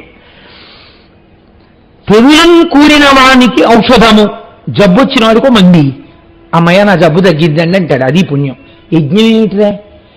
ఓం నమో నారాయణాయ స్వాహ అని ఒకరు పట్టుకుని నెయ్యి వేసి, ఒకరు పట్టుకుని ఆ చెరువు వేసేసి, అంటే ఆ తయారు చేసినటువంటి పదార్థం వేసేసి ఆ మంత్రం చెప్పేస్తే నారాయణుడు తినేసాడా? ఇది చెప్పినవాడు చూశారేంటి? ఇవన్నీ ఎందుకు చేస్తున్నారు మీరు? ఇవన్నీ మీకేం బుర్ర ఉందా లేదా? మీరు చూశారా శివుణ్ణి? మీరు బ్రహ్మగారిని చూశారు. ఆయన ఏమన్నాడు మీతోటి? నేను ఉంచలేనండి అన్నాడు. అంటే ఆయనకి కొంత పరిమితి ఉందా లేదా బలానికి? మీ బలం ఎలాగ కొన్నింటిలో ఉండి కొన్నింటిలో ఉండదో, ఆయనకి బలం కొన్నింటిలో ఉంది కొన్నింటిలో లేదు. మీరు అసలు శివుడు అన్నవాడిని చూడనే లేదు, ఆ చూడని వాడిని పూజలు మొదలెట్టారు. వాడి వల్ల మేము చాలా గొప్పగా ఉంటా ఉంటున్నారు. ఏమిట్రై వెర్రెంత మీకు? ఇవన్నీ మానేసేయండి. మానేసి విద్యార్థి కోసకు అభిమత విద్యం, చక్కగా విద్యార్థి ఉంటాడు, వాడు ఏం చదువుకుంటానంటే చదివించండి. ఏం చదివిస్తారా ఊళ్ళో ఇంక ఇప్పటి నుంచి? వీళ్ళు చెప్పిన చదివే చదివిస్తారు. ఇక అది మరి అడిగింది ఆకరణ. కాబట్టి ఇవి చేయించండి రా. ఇంకొకటి చెప్పనా? ధనము ఆర్జించడం అన్నది ఎలా ఆర్జించగలరు? రెండు ఉండాలి. అవతల వాడి దగ్గర మోసం చేసి సంపాదించారని ఎవరంటారో తెలుసా అండి? అలా మోసం అన్న పేరు ఎందుకు పెడతారంటే, అలా డబ్బు సంపాదించే తెలివితేటలు వీడికి లేవు కాబట్టి వాడి మీద ఏడుపు కొద్ది వాడు మోసం చేశాడంటుంటాడు. నీకు ఉంటే తెలివితేటలు నువ్వు సంపాదించుకోకూడదు, అలాగా వీడికి లేవు, వాడికి ఉన్నాయి, అందుకని అలా అంటారు. మీరేం బెంగెట్టుకోకండి. మీకు ఎంత తెలివితేటలున్నాయో అంత తెలివితేటలతో అందరి దగ్గర కొట్టుకొచ్చేయండి. మీకు తెలిసినవన్నీ తెచ్చి అనుభవించండి హాయిగాను. అన్నీ తెచ్చి ఏం చేసుకోమని చెప్పిందో తెలుసా శాస్త్రం? ఇదే సత్యం, ఇదే ఉంటుంది. కాబట్టి దీంతో 12ంటికి తృప్తిపరచాలి. అగ్నిహోత్రాన్ని దేవతల్ని తృప్తిపరచలేట్రా ఎవరు చెప్పాడు మీకు? 5 జ్ఞానేంద్రియాలు ఉన్నాయి. కళ్ళతో మీకు ఏది చూడాలనిపిస్తే చూసేయండి, చెవులతో మీకు ఏది వినాలనుంటే అది వినండి, నోటితో మీకు ఏం మాట్లాడాలంటే అది మాట్లాడేయండి, నాలుకతో మీకు ఏం తినాలంటే తినేయండి, ముక్కుతో మీకు ఏది వాసన చూడాలంటే చూసేయండి, చర్మంతో మీకు ఏది ముట్టుకోవాలంటే అది ముట్టుకోండి, కర్మేంద్రియాలతో కాళ్ళు చేతులు నోరు అంటే మల విసర్జకాలయేమో మూత్ర విసర్జకాలయేమో ఉన్నాయి కదండి, మీకు వాటితో ఏం చేయాలనుకుంటున్నారో చేయాలని చేస్తే మీకు తృప్తి కలుగుతుందో చేసేయండి. మనస్సు బుద్ధి, ఇప్పుడు ఈ 5 10ంటిని మీరు వాడుతుంటే మనస్సు బుద్ధి సంతోషపడుతుంటాయి. అంటే అదే ఆనందం, అంటే అదే బ్రహ్మానందం. ఇంకేంటి? ఇవన్నీ వదిలేసి ఎక్కడో కూర్చుంటే బ్రహ్మానందం అయ్యా వాడు చెప్పాడు రా మీకు. వాడేదో వదిలేసి వెళ్ళి కూర్చున్నాడు, అదే అలా కూర్చున్నావు పాపం ఏం లేదా అంటే మీరు బాధపడతారని, అందులో బ్రహ్మానందం ఉంది బ్రహ్మానందం ఉంది అంటాడు. లేకపోతే అయ్యో పిచ్చాడా ఇన్నాళ్ళు అలా కూర్చున్నావు ఏమీ లేదా అని మీరు అంటారేమో అని వాడు అంటున్నాడు అంతే. అవన్నీ మీరేం నమ్మకండి, ఇదే బ్రహ్మానందం అంటే. చక్కగా ఇలా అనుభవించండి. చూసారా? ఇంకొక మాట చెప్తాను మీకు. ఎప్పుడో పడిపోయేడు శరీరమిరిగి వేగా ఆవి ఉన్నంత కేతట యతిశయిల్లా పెళ్ళుగా భోగముల చెంది ఉల్లసిల్లవలయు అవ్వల నీమి కంపట్టు కనుడు. ఏమిట్రా ఈ హద్దులేమిటి, నీతులేమిటి, మీకు మీరు సూత్రాలు రాసేసుకోవడం ఏమిటి? ఇదో శరీరం, ఆ పక్కన ఇంకో శరీరం ఉంది, ఈ శరీరానికి ఆ శరీరం నచ్చిందనుకో, ఈ శరీరంతో ఆ శరీరాన్ని అనుభవించేయడమే. ఈ శరీరానికి ఆకలేసిందనుకో, దీనికి బలం ఉందనుకో, అవతల పడి బలం లేదనుకో, నీకు ఆకలేసింది కాబట్టి ముందు లాగేయడమే, నువ్వు తినేయడమే అంతే. ఇవన్నీ అయిపోయిన తర్వాత అలా చేయకూడదండి, అలా చేస్తే పాపం వస్తుందండి. పాపం వస్తే ఏమవుతుంది? ఇది పడిపోయాక ఏదో అవుతుంది. ఎవరు చెప్పాడు? ఇది పడిపోయాక ఏదో అవుతుంది. నువ్వు చూసి వచ్చావా? చూసి వచ్చిన వాడిని వాడు వచ్చి చెప్పమనండి అంటే అలా చెప్పేవాడు ఎవరుంటారండి? శాస్త్రం ప్రమాణం, అది వేదమును ప్రమాణముగా స్వీకరించిన వాడైతే అయ్యో ఇది దోషభూయిష్టమైన వాక్కు, వీడికి తెలియనివి మాట్లాడుతున్నాడు, వీడి కంటికి కనపడింది సత్యమని మాట్లాడుతున్నాడు, వీడికి తెలియదు వీడికి అని వెళ్ళిపోతాడు. కాబట్టి ఇప్పుడు ఇవన్నీ చెప్తుంటే పాపం వాళ్ళు అలా చెవులొగ్గి విన్నారు. విని ఆహాహా ఏమిట్రా మనం మందమతులం, ఏమిటి పూజలు ఏమిటి, శివలింగాలు ఏమిటి, యజ్ఞాలు ఏమిటి, యాగాలు ఏమిటి, ఏమిటి మనం ఇంత ఇన్నాళ్ళు అసలు మనకి తెలియలేదు. అసలు మనమే కదా బ్రహ్మగారిని అడిగాం ఆయువు ఉంటే కదా భోగం అని, అందుకే కదా మనం అడిగాం వీరి దివ్యవత్సరాలని అని. వెంటనే రాజ్యంలో ఉన్న వాళ్ళందరినీ వావి లేదు, వరస లేదు, భార్య లేదు, బిడ్డ లేదు, మీ ఇష్టం భోగాలు అనుభవించండి అన్నది. అంతే, ఇంకా శరీర సంబంధమైన భోగము ప్రారంభం అయిపోయింది. ఎవరికి ఏది భోగం అనిపిస్తారో అనుభవిస్తారంతే. పాపం లేదుగా, పాపము లేదు పుణ్యము లేదు, గొడవ లేదు వాడికి ఇంకా. కాబట్టి ఇప్పుడు ఎక్కడ చూసినా స్త్రీలు పురుషులిట్టుల పాలింపక పూర్వ ధర్మ పదవీచ్యుతులై రేలు పవల్ ధన కామేచ్ఛాలసులైరి తరిగె సత్వం బెల్లన్. ఇలా రాత్రి లేదు, పగలు లేదు, బ్రాహ్మీ ముహూర్తంలో అయితే పూజ చెయ్యాలని గొడవ లేదు, పూజ లేదు, పునస్కారం లేదు, యజ్ఞం లేదు, యాగం లేదు, క్రతువు లేదు, దేవతలు లేరు, హవిస్సులు లేవు, భయం లేదు, శాస్త్రం లేదు, శాస్త్రవాక్యం లేదు, ఋషివాక్యం లేదు, పురాణం లేదు, ఏమీ లేదు. నీ కంటికి కనపడింది నువ్వు చేసేసుకోవచ్చు, అన్ని భోగాలు అనుభవించేయచ్చు, అన్నీ వదిలేసి తిరగచ్చు. కాబట్టి ఇప్పుడు ఏమైంది? మంగళప్రదమైన అన్నీ వదిలేశారు, అమంగళప్రదమైనవన్నీ కౌగులించుకున్నారు, కౌగులించుకుని తిరిగారు. దానివల్ల లోకమంతా పాపభూయిష్టమైపోయింది. ఇప్పుడు వీళ్ళందరూ ఏం చేశారు అంటే, శ్రీ మహావిష్ణువు బ్రహ్మగారు వీళ్ళందరినీ తీసుకుని పరమశివుడి దగ్గరికి వెళ్ళారు. వెళ్ళి, శంకరా ఒక్కసారి మీరు చూడండి, మీరు పంపారు కదా, సర్వం సిద్ధం చేసేసాం, ఇప్పుడు భక్తి ఏం లేదు, ఇప్పుడు మిమ్మల్ని పూజించే వాళ్ళు ఎవరు అక్కడ లేరు. ఎక్కడొచ్చిందండి ఈ ప్రమాదం? మీరు టక్కరితనం అనుకోకండి, శ్రీ మహావిష్ణువు యొక్క టక్కరితనమని మీరంటే నేను అంగీకరించాను. మీరు ఎక్కడ దెబ్బతింటున్నారో చూపిస్తున్నారు ఆయన. వినకూడనిది వినుటయే ప్రమాదమునకు కారణము. మనస్సుకి బలహీనత ఉంటుంది, భయానికి లొంగుతుంది. అది మనము వినకూడనిది అనుకుంటే ఆ ప్రాంగణమునకు వెళ్ళరాదు. అవి మీరు విననవసరం లేదు. మీరు నేను వినను, మా ఈశ్వరుడు మాకున్నాడు, నేను ఏదో పూజించుకుంటున్నాను, నన్ను నేను రక్షింపబడతాను అని మీరు చెప్పాలి. వినడం మీ తప్పు, చెప్పినవాడు తప్పు కాదు. వాడు అలా చెప్పాలనుకున్నాడు, వాడు చెప్పాడు, అలా వాడు నమ్మాడు కాబట్టి వాడు చెప్తాడు. కానీ వినడం మీదే తప్పు. ఇది బహుశः యుగ యుగములకు అవసరమని పరమాత్మ అప్పుడే భావించి ఉంటారు. అందుకని అప్పుడే ఈ పని చేయించి చూపించారు. కనుక చెడు మాట వినరాదు. కాబట్టి ఇప్పుడు ఏమైంది?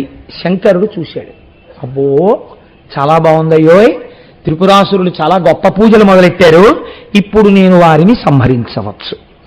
కానీ నేను సంహరించడం పెద్ద విశేషం కాదు, సంహరిస్తాను, పాపం చేశారు కాబట్టి దేవతా సార్వభౌముడిగా. వాళ్ళు కొన్ని వరాలు అడిగారు. ఎప్పుడు 1000 దివ్య సంవత్సరాలన్నారు, పుష్కరావర్తక మేఘాలన్నారు, పుష్యమితో చంద్రుడు ఉండాలన్నారు, మిట్ట మధ్యాహ్నం అభిజిత్ ముహూర్తం ఉండాలన్నారు, ఇంతకు ముందు లేని రథం ఉండాలన్నారు, ఇంతకు ముందు లేని ధనస్సు ఉండాలన్నారు, ఇంతకు ముందు లేని బాణం ఉండాలన్నారు. ఇవన్నీ అన్నారు కదా, మరి అవన్నీ తెచ్చారా అన్నారు. అవన్నీ పట్టుకుని వచ్చేసాం మహాప్రభు అన్నారు. అయితే సరే తీసుకురండి అన్నారు. ఏమిటి తీసుకొచ్చారు వాళ్ళు? సమస్త లోకములలో ఉండేటటువంటి సారముని పిండి వాళ్ళు దాన్ని భూమండలం మీద రథంగా, భూమిని రథంగా మార్చారట. కుడి చక్రంగా సూర్యుణ్ణి పెట్టారు, ఎడమ చక్రంగా చంద్రుణ్ణి పెట్టారు. ఆ చక్రాలకి ఆకులుగా ఇటు 6 ద్వాదశాదిత్యులను పెట్టారు. అలంకారంగా నక్షత్రాలతో అలంకారం చేశారు. ఇత పూర్వం లేదు కదండి ఇటువంటి రథం. దీనికి కమ్ములుగా, అంటే ఈ రథానికి కింద నుంచి ఇలా గుర్రాల దగ్గరికి వెళ్ళే కమ్ములుగా ఋతువుల్ని పెట్టారు. ఆకాశాన్ని ఆ రథానికి కప్పుగా పెట్టారు. మందర పర్వతాన్ని శివుడు కూర్చోవడానికి ఆసనంగా వేశారు. ఉదయాచలము, అస్తాచలము అనేటటువంటి 2 కొండల్ని నొగలుగా మార్చారు. సంవత్సరాల్ని వేగంగా మార్చారు, రథం యొక్క వేగంగా. ఉత్తరాయణాన్ని, దక్షిణాయనాన్ని 2 చక్రాలకి శీలలుగా వేశారు. పంచభూతాల్ని ఆ రథానికి బలంగా మార్చారు. వేదాంగ పురాణాల్ని రథానికి గంటలుగా కట్టారు. గంగాది నదుల్ని ఆ లోపల శివుడు కూర్చున్నప్పుడు చామరం వేయడానికి స్త్రీలుగా మార్చారు. బ్రహ్మగారిని సారథిగా కూర్చోబెట్టారు. ప్రణవాన్ని ఆ గుర్రాల్ని తోలడానికి కొరడాగా మార్చారు. మేరు పర్వతాన్ని ధనస్సుగా చేశారు. ఆదిశేషుణ్ణి అల్లెత్రాడుగా కట్టారు. సరస్వతీదేవిని గంట కొట్టి బయలుదేరాలి కాబట్టి రథానికి ముఖ్య గంటగా మార్చారు. శ్రీ మహావిష్ణువు బాణంగా మారారు. రథాశ్వములుగా వేదాల్ని సమకూర్చారు. మహర్షులు దాని ముందు గానం చేసేవాళ్లుగా బయలుదేరారు. ఇటువంటి రథం ఎంత గొప్ప రథం అండి! చాలా గొప్ప రథమా కదా? అప్పుడు మీరు ఈ రథం చాలా గొప్ప రథము అని అండంలో మీకేమైనా అనుమానం ఉందా? ఏం లేదు కదా. కానీ ఇంతకన్నా అన్యాయమైన రథం ప్రపంచంలో ఉండదు. అది ఇదేమిటండి అంత ఆఘాయిత్యం మాట అన్నారు మీరు. వాళ్ళేమో ఇంత కష్టపడి రథం చేశారా, మీరేమో ఇన్నాళ్ళకి శివమహాపురాణంలో ఏదో పెద్ద మొనగాళ్ళే వచ్చి కూర్చుని ఇదేం రథం అంటున్నారా? ఏమిటంటే మీకు ఆధారం ఇదేం రథం అనడానికి అని మీరు నన్ను అడుగుతారేమో. శంకరుడు నవ్వేట రథాన్ని చూసి, ఏమిట్రా ఈ రథం అని. ఎందుకని? రథం ఏమిటి? భూమి. భూమి యుద్ధం కోసమని త్రిపురాసురులు ఎక్కడున్నారు? ఆగకుండా తిరుగుతున్నారు ఆకాశంలో. భూమి కదిలిపోయింది అనుకోండి, ఇప్పుడు ఆ రథం ప్రకారం ఏమవ్వాలి? త్రిపురాసురుల మాట ఏమో కానీ వీళ్ళందరూ ఏమైపోవాలి? హఠాత్తుగా భూమి ఎగిరిపోతే యుద్ధానికి. రెండు, ఇప్పుడు ఈ భూమి రథం నడవాలి. నడవాలంటే దేన్ని ఆధారం చేసుకుని నడుస్తుంది? చక్రాలను ఆధారం చేసుకుని నడుస్తుంది. ఒక చక్రం ఎవరు? సూర్యుడు. ఒక చక్రం ఎవరు? చంద్రుడు. ఇందులో సూర్యుడు వస్తే చంద్రుడు వెనక్కి వెళ్ళిపోతాడు, చంద్రుడు వస్తే సూర్యుడు వెనక్కి వెళ్ళిపోతాడు. ఈ చక్రం ముందుకెడితే ఈ చక్రం వెనక్కి వెడుతుంది. ఇప్పుడు ఆ రథం ఎలా ఎక్కుతాడు? యుద్ధానికి ఎలా పెడతాడు? మీరు ఇప్పుడు ఇలా సమన్వయం చేసుకోండి ఆ రథానికి. అసలు అన్ని ఇబ్బందులే అందులో. ఇలాంటి రథం ఎక్కి ప్రణవమేమో గుర్రాలు, బ్రహ్మగారేమో రథం తోడడం. ఆయన ఎప్పుడు చేయలేదు ఆ పని. దొరగారి కారెక్కి రమ్మంటే నేను వచ్చేస్తాను కానీ సడన్ గా ఓ రోజు దొరగారు పురాణానికి వెళ్దాం కోటేశ్వరారు ఎప్పుడు నేనే నడపడం ఏంటంటే, ఇవాళ మీరు నడపండి నేను పక్కన కూర్చుంటానన్నారు అనుకోండి, నా బతుకేమైపోవాలి. నేను పురాణం అంటే చెప్తాను కానీ దొరగారిలో కారెక్కడ తోలగలను? నేను చెవులో రొద పెట్టేస్తున్నా 4 రోడ్ల సెంటర్లో అన్నింటి మధ్యలోంచి నకులుడు సహదేవుడు రథాన్ని తీసుకెళ్ళిపోగలరు క్షేమంగా. నన్ను తీసుకెళ్ళమంటే ఏది వేయాలి ఇక్కడ ఇక్కడ ప్రారంభమైన రథం దొరగారు నడిపితే భూమి మీద నడుస్తుంది, నేను నడిపితే ఆకాశంలో నడుస్తుంది. ఎందుకని నాకు అలవాటు లేదు కనుక. చతుర్ముఖ బ్రహ్మగారు 4 ముఖాలతో వేదాలు చెప్పమంటే చెప్తాడు, సృష్టి చేయమంటే చేస్తాడు. కానీ ప్రణవాన్ని కొట్టుకోరాకు అంటే రథానికి ఆయన ఏం కొడతారండి? అందులో సరస్వతీదేవి గంటగా మోగుతుంటే పక్కన ఇంత అల్లరా, అదే రథం. ఏమిటో ఈ రథం అన్నట్టు ఆయన. సరేలేండి ఫోన్లే, పాపం ఏదో పిల్లకాయలు చేస్తే ఇచ్చారు కదా, కాదండం ఎందుకు. మనం చేసే పనులండి భక్తికి ఈశ్వరుడు లొంగిపోతాడు. కానీ చిక్కుడుకాయలతో రథం కట్టి సూర్యుడిని ఎక్కమంటాం కదండి. మనం చెయ్యట్లా, దానికి చీపురు పుల్లలు పైగా గుచ్చేసి దాని మీద పెట్టేసి, అది ఓ చిక్కుడాకులో ఎంత పెద్ద రథం. ఆ రథం మీద సూర్యుడు ఎక్కాలట. ఏమిటండి దాన్ని అడిగారనుకోండి, సూర్యరథం అండి. సూర్యుడు ఎక్కుతాడు. ఆ తర్వాత వీళ్ళే ఏం చేస్తారు దాన్ని? ఆ ఇంట్లోనే పక్కన ఉన్న డస్ట్బిన్లోనో ఎందులోనో పట్టుకెళ్ళి పడేస్తున్నారు కదండి. ఆ పాటి కూడా లేదనమాట సూర్యుడు. ఇంకా నువ్వు చేసిన రథం ఎక్కాలంటే ఆయన ఇంత ఉండాలి. అంటే ఎవడైనా నిజంగా సూర్యుడు ఎలా కూర్చుంటే తీసుకుని గోళీకాయలా జైలు వేసుకోవచ్చు అనమాట సూర్యుడిని. వాడు ఇన్ని లోకాలకి వెలుగునిస్తున్నవాడు. మరి పుచ్చుకోవట్లా? మీరు చేసిన చిక్కుడుకాయల రథం ఎక్కకపోతే రథాలు ఎందుకు ఎడుతున్నారండి? మీరు చేసిన చిక్కుడుకాయల రథాలు ఆ పిడకల మీద బాగా పరవన్నం చేస్తే మంచి కాపు వాసన అంటారు, అదొక రకమైన కమ్మటి వాసన వస్తుంది, బాగా పచ్చగా పరవాన్నం అలా వండేసి, అది కూడా పాపం ఆయనకి ఏదో పని ఇంత పెట్టరు, 3 చిక్కుడాకుల్లో ఏదో కొంచెం పెడతారు. పెట్టి ఆ చిక్కుడుకాయల రథంలో కూర్చోవాలి ఆయన. ఆ ఉడికిపోకుండా మాడిపోకుండా కూర్చుని ఆ కొంచెం తినేసి మీకు ఆయుర్దాయం ఆరోగ్యం అన్నీ ఇచ్చేసి ఆయన మళ్ళీ రథం వెళ్ళిపోవాలి సూర్యమండలానికి. పోనీ ఇక్కడ కాకపోతే ఇంకో ఇంట్లో ఉంటుందా అంటే అన్ని ఇళ్లలోనూ చిక్కుడుకాయల రథాలే. మళ్ళీ చిక్కుడుకాయల రథం కాదు, క్యాలీఫ్లవర్ రథం కట్టండి అన్నారు అనుకోండి, ఋతువులో రావు క్యాలీఫ్లవర్, ఎవరు బెంగళూరు పట్టుకొస్తాడు. అందుకని ఈ ఋతువులో బాగా దొరికేటంటే పక్కింటి వాళ్ళని అడిగినా తుంపి 4 ఇచ్చేస్తారు. అందుకని చిక్కుడుకాయల రథాలే. మనం వాళ్ళంతా తిరిగి ఎక్కడ ఉంటుందండి నిజంగా. ఈశ్వరుడు యొక్క అనుగ్రహం ఏమిటో తెలుసా అండి? సంభారములను చూడడు, మీ శ్రద్ధ మాత్రమే చూస్తాడు. ఈ ఋతువులో ఈశ్వర ఇది దొరుకుతుంది బాగా, అందుకని ఇదే రథం కట్టే వచ్చి కూర్చుంటాడు. అలాగా సూక్ష్మరూపుడై వచ్చి కూర్చుని నువ్వు చిక్కుడాకులో పెట్టిన ఇంత పరవాన్నం తినేసి అబ్బబ్బబ్బబ్బా ఎంత పరవాన్నం పెట్టావు, ఎంత బాగుంది ఎంత బాగుంది ఎంత బాగుందని ఆశీర్వచనం చేసి వెళ్ళిపోతాడు. అలా అనకపోతే ఈశ్వరుడు ఎందుకవుతాడండి? భక్తికి వశుడవుతాడు ఆయన. కాబట్టి ఇప్పుడు శివుడు ఆ రథాన్ని చూసి, ఏంట్రా ఈ చక్రాలు నడపండి మీరు, ఓటు అటు ఎడుతోంది ఒకటి ఇటు ఎడుతోంది, ఇది కదలదు, ఎందుకురా ఈ రథం, ఏమిటి తయారు చేయడం రా ఈ రథం అంతా, మీరు ఇది పట్టుకుని త్రిపురాసురుల్ని సంహరించడానికి వెళ్ళినా నేను బుర్రుందిరా మీకు అని దెబ్బలాడేశాడు అనుకోండి, వాళ్ళందరూ ఇలా ఇలా ఇలా ఇలా వేళ్ళు విరిచేసుకోవాలి. కాబట్టి ఆయన అన్నట్టే ఓ నవ్వు నవ్వాడంతే, ఏమనలేదు. ఇది ఈశ్వరానుగ్రహాన్ని మీకు చూపిస్తుంది.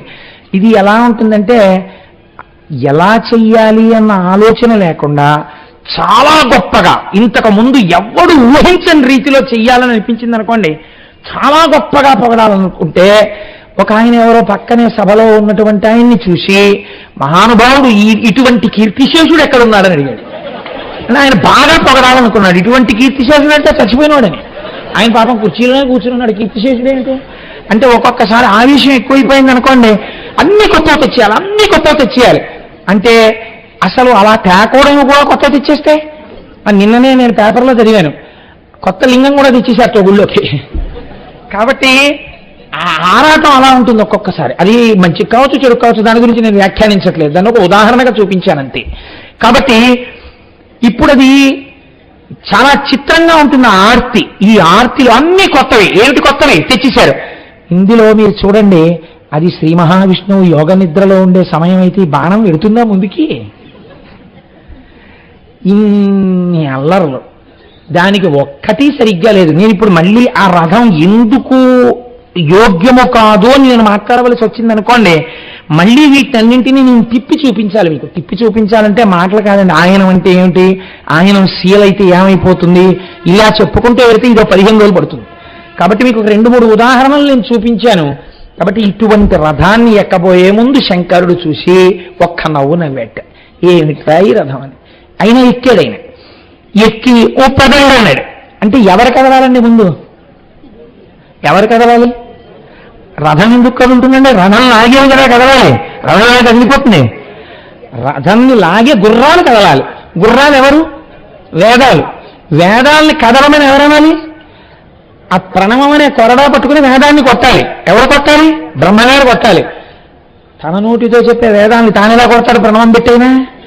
అయినా సరే ఆయన అంటే డ్రైవింగ్ అని వాడి సీట్లో కూర్చుంటే తాళం తిప్పడమే రానట్టు ఆయన అటు ఇటు చూసి, ఏమిటో ఈ రథం మీద నన్ను కూర్చోబెట్టారు, చతుర్ముఖ బ్రహ్మగారు పెద్దవాడు రథం తోలంటే ఇచ్చే పదవి ఇవ్వాలి, అంతేకాని పెద్దవాడు కదా అని పనికి మేల పదవి ఇచ్చేస్తే ఆయన ఏం చేస్తాడు పాపం?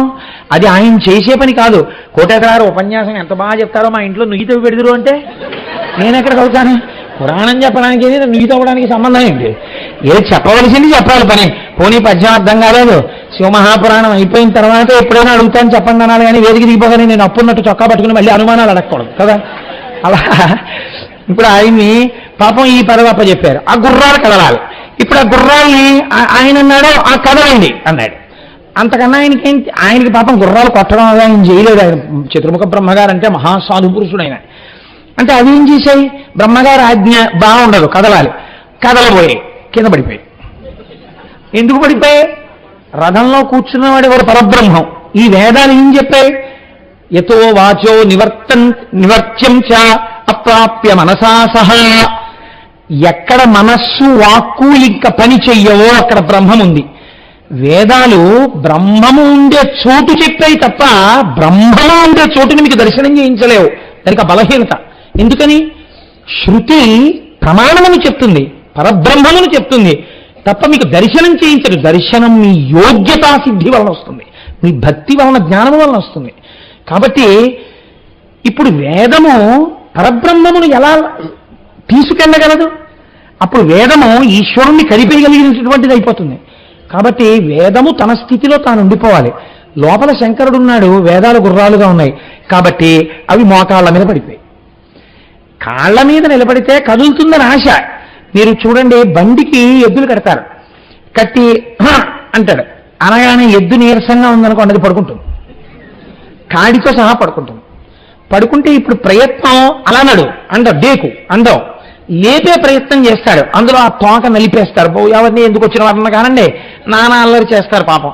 అది ఏదో మొత్తానికి లేసి కానీ కూలబడిపోతుంటాడు. ఎప్పుడు? బండిలో ఉన్న బరువుని తాను లాగలేనప్పుడు. ఇప్పుడు ఏమైంది? ఆ గుర్రాలు లాగలేకపోయాయి.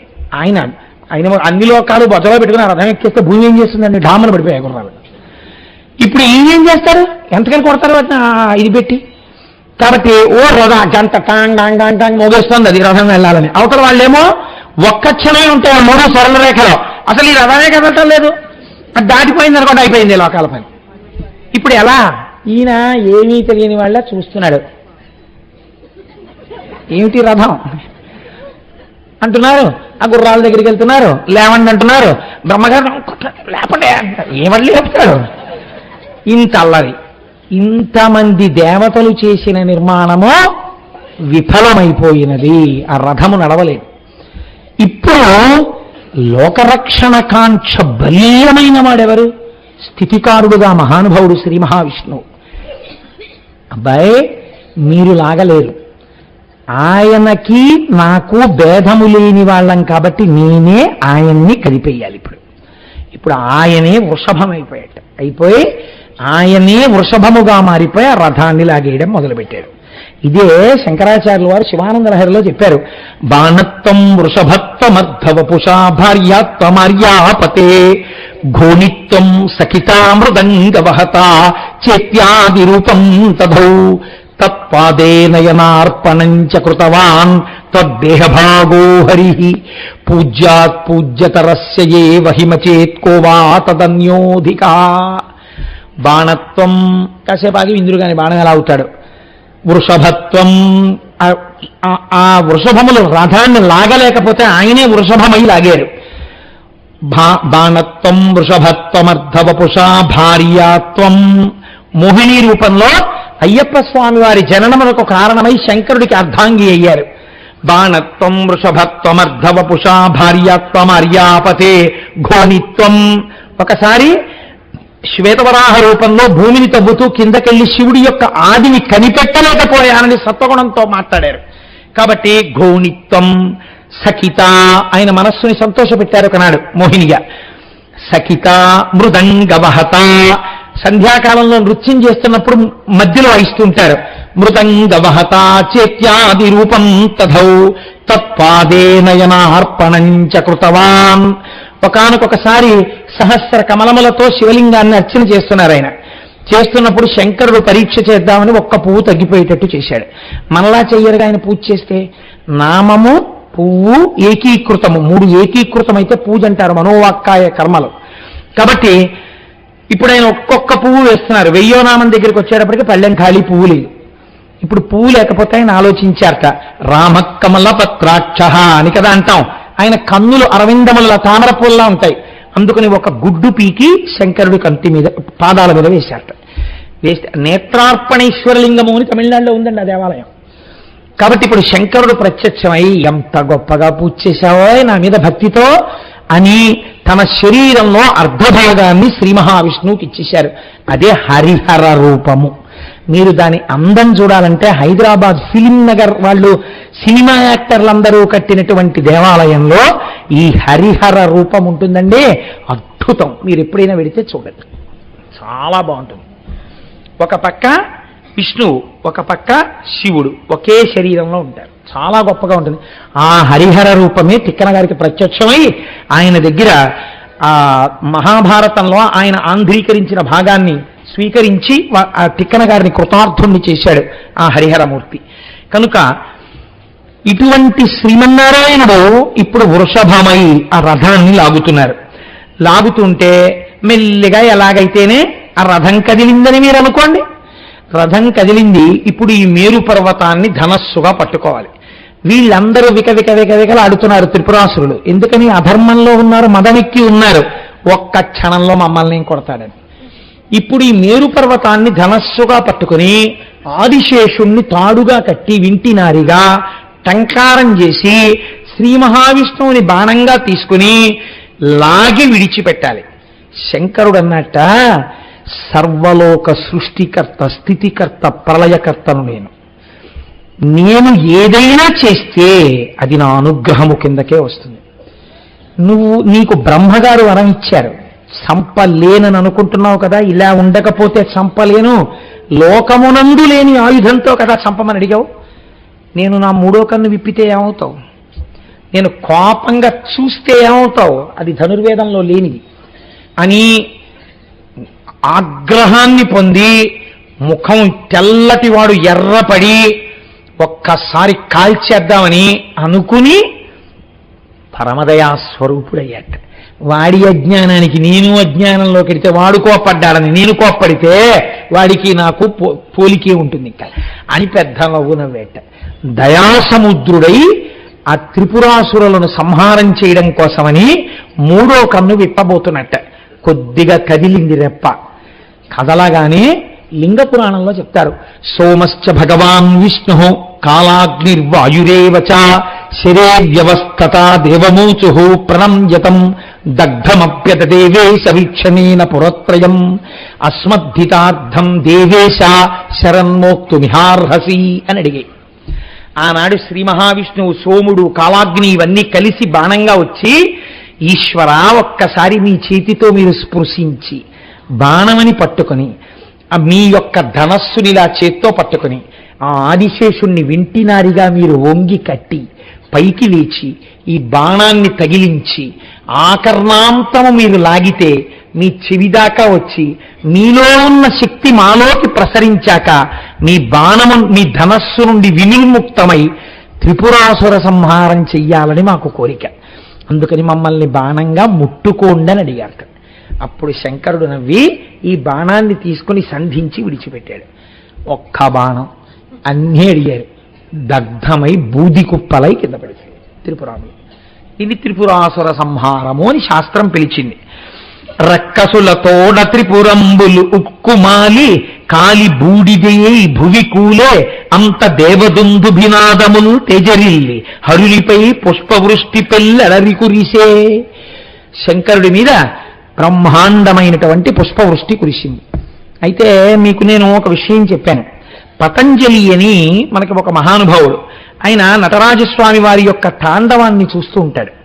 ఆయన కిందంతా పావుగా ఉంటాడు, తలకాయ ఒక్కటి మనుష్యుడి తలకాయ ఉంటుంది. ఆయన చేతులు కట్టుకుని తాండవం చేస్తున్నప్పుడు నవ్వారు ఆయన్ని చూసి కొందరు. ఎలా ఉన్నాడో చూడు, ఆ నాట్యాన్ని అంత శ్రద్ధగా చూస్తాడు కానీ నాట్యం చేయడానికి కాళ్ళున్నాయా చేతులున్నాయా అన్నారు. అంటే ఆయన వెంటనే ప్రకటన చేశారు సభలో. ఆయన అన్నారు, నాకు కాళ్ళు చేతులు లేవని కదా అంటున్నారు. కాళ్ళంటే కింద పొడుగ్గా ఉంటాయి, చేతులంటే పైన, కాబట్టి మీకు కాళ్ళు కొమ్ములు ఉన్నాయని గర్వం.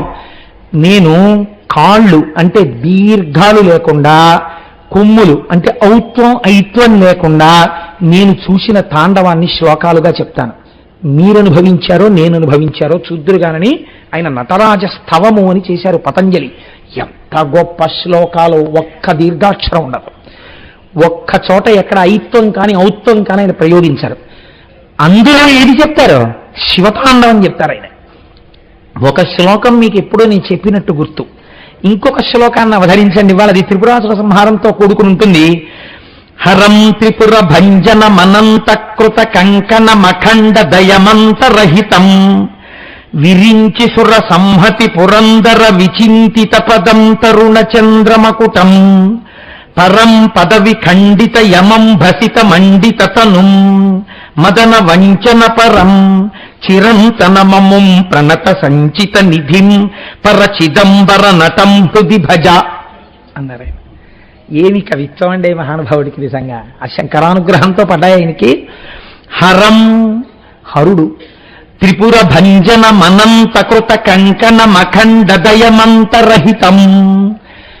ఎంతగా లోపల ఆయన ధ్యానం చేశారో చూడండి. అపారమైన దయతో త్రిపురములను కాల్చినవాడు అన్నారు ఆయన. అపారమైన దయతో త్రిపురములను కాల్చడం అంటే ఏమిటో తెలుసా అండి? మీరు బాగా పట్టుకోండి విషయాన్ని. త్రిపురములు ఎక్కడుంటాయి? ఇక్కడే ఉంటాయి త్రిపురాలు. ఏమిటో తెలుసా అండి? స్థూల, సూక్ష్మ, కారణ అన్న 3 శరీరాలతో జాగ్రత్త, స్వప్న, సుషుప్తి, సృష్టి, స్థితి, లయ అనబడే 3 జరుగుతుండడం. మీరు చూడండి, మనం ఏం చేస్తాం? జాగ్రత్త అంటే ఇప్పుడు తెలివేసున్నామో అని ఏం గుర్తు? మనం అందరికీ ఇంద్రియాలు పనిచేస్తున్నాయి, కళ్ళు చూస్తున్నాయి, చెవులు వింటున్నాయి. ఇలా ఇంద్రియములు అన్నీ పనిచేస్తూ ఉన్నటువంటి అవస్థకి జాగృతావస్థ అని పేరు. దీన్నే స్థితి అని పిలుస్తుంది శాస్త్రం. రెండవది సృష్టి, అది స్వప్నావస్థ. అప్పుడు ఇంద్రియములు ఏవి పనిచేయవు. కన్ను కొంచెం తెరుచుకునున్నా ఏమీ కనపడదు. నిద్రపోతూ పురాణం వింటే లోపలికి ఏమీ వెళ్ళదు కదండి. చెవి ఉంటుంది కానీ ఏది స్వప్నావస్థ అంటే అప్పుడు ఈ లోకం ఉండదు. అది విచిత్రం. ఇప్పుడు మీరు చూసినవన్నీ అసత్యమైపోతాయి, ఇవే ఉండవు. అప్పుడేమున్నాయి? అనుభూతులు ఉంటాయి అప్పుడు కూడా. అప్పుడు మనస్సు ఏదో సృష్టిస్తుంది, ఓ కాశీ పట్టణాన్ని సృష్టిస్తుంది. అందులో మీరు అభిషేకం చేసుకుంటే ఆనందం. ఒక వ్యక్తి అమాంతం కొరడా పట్టుకొచ్చి మిమ్మల్ని కొట్టేస్తున్నట్టు కల వస్తుంది. ఒళ్ళు నొప్పులు, బాధ, రక్షించేవాడెవరు అని బెంగ. ఇంట్లో ఎక్కడి నుంచో దొరగారు వచ్చి ఎందుకు కొడుతున్నావు కోటేశ్వరారిని అని అడిగేటప్పుడు కూడా పారిపోయాడు.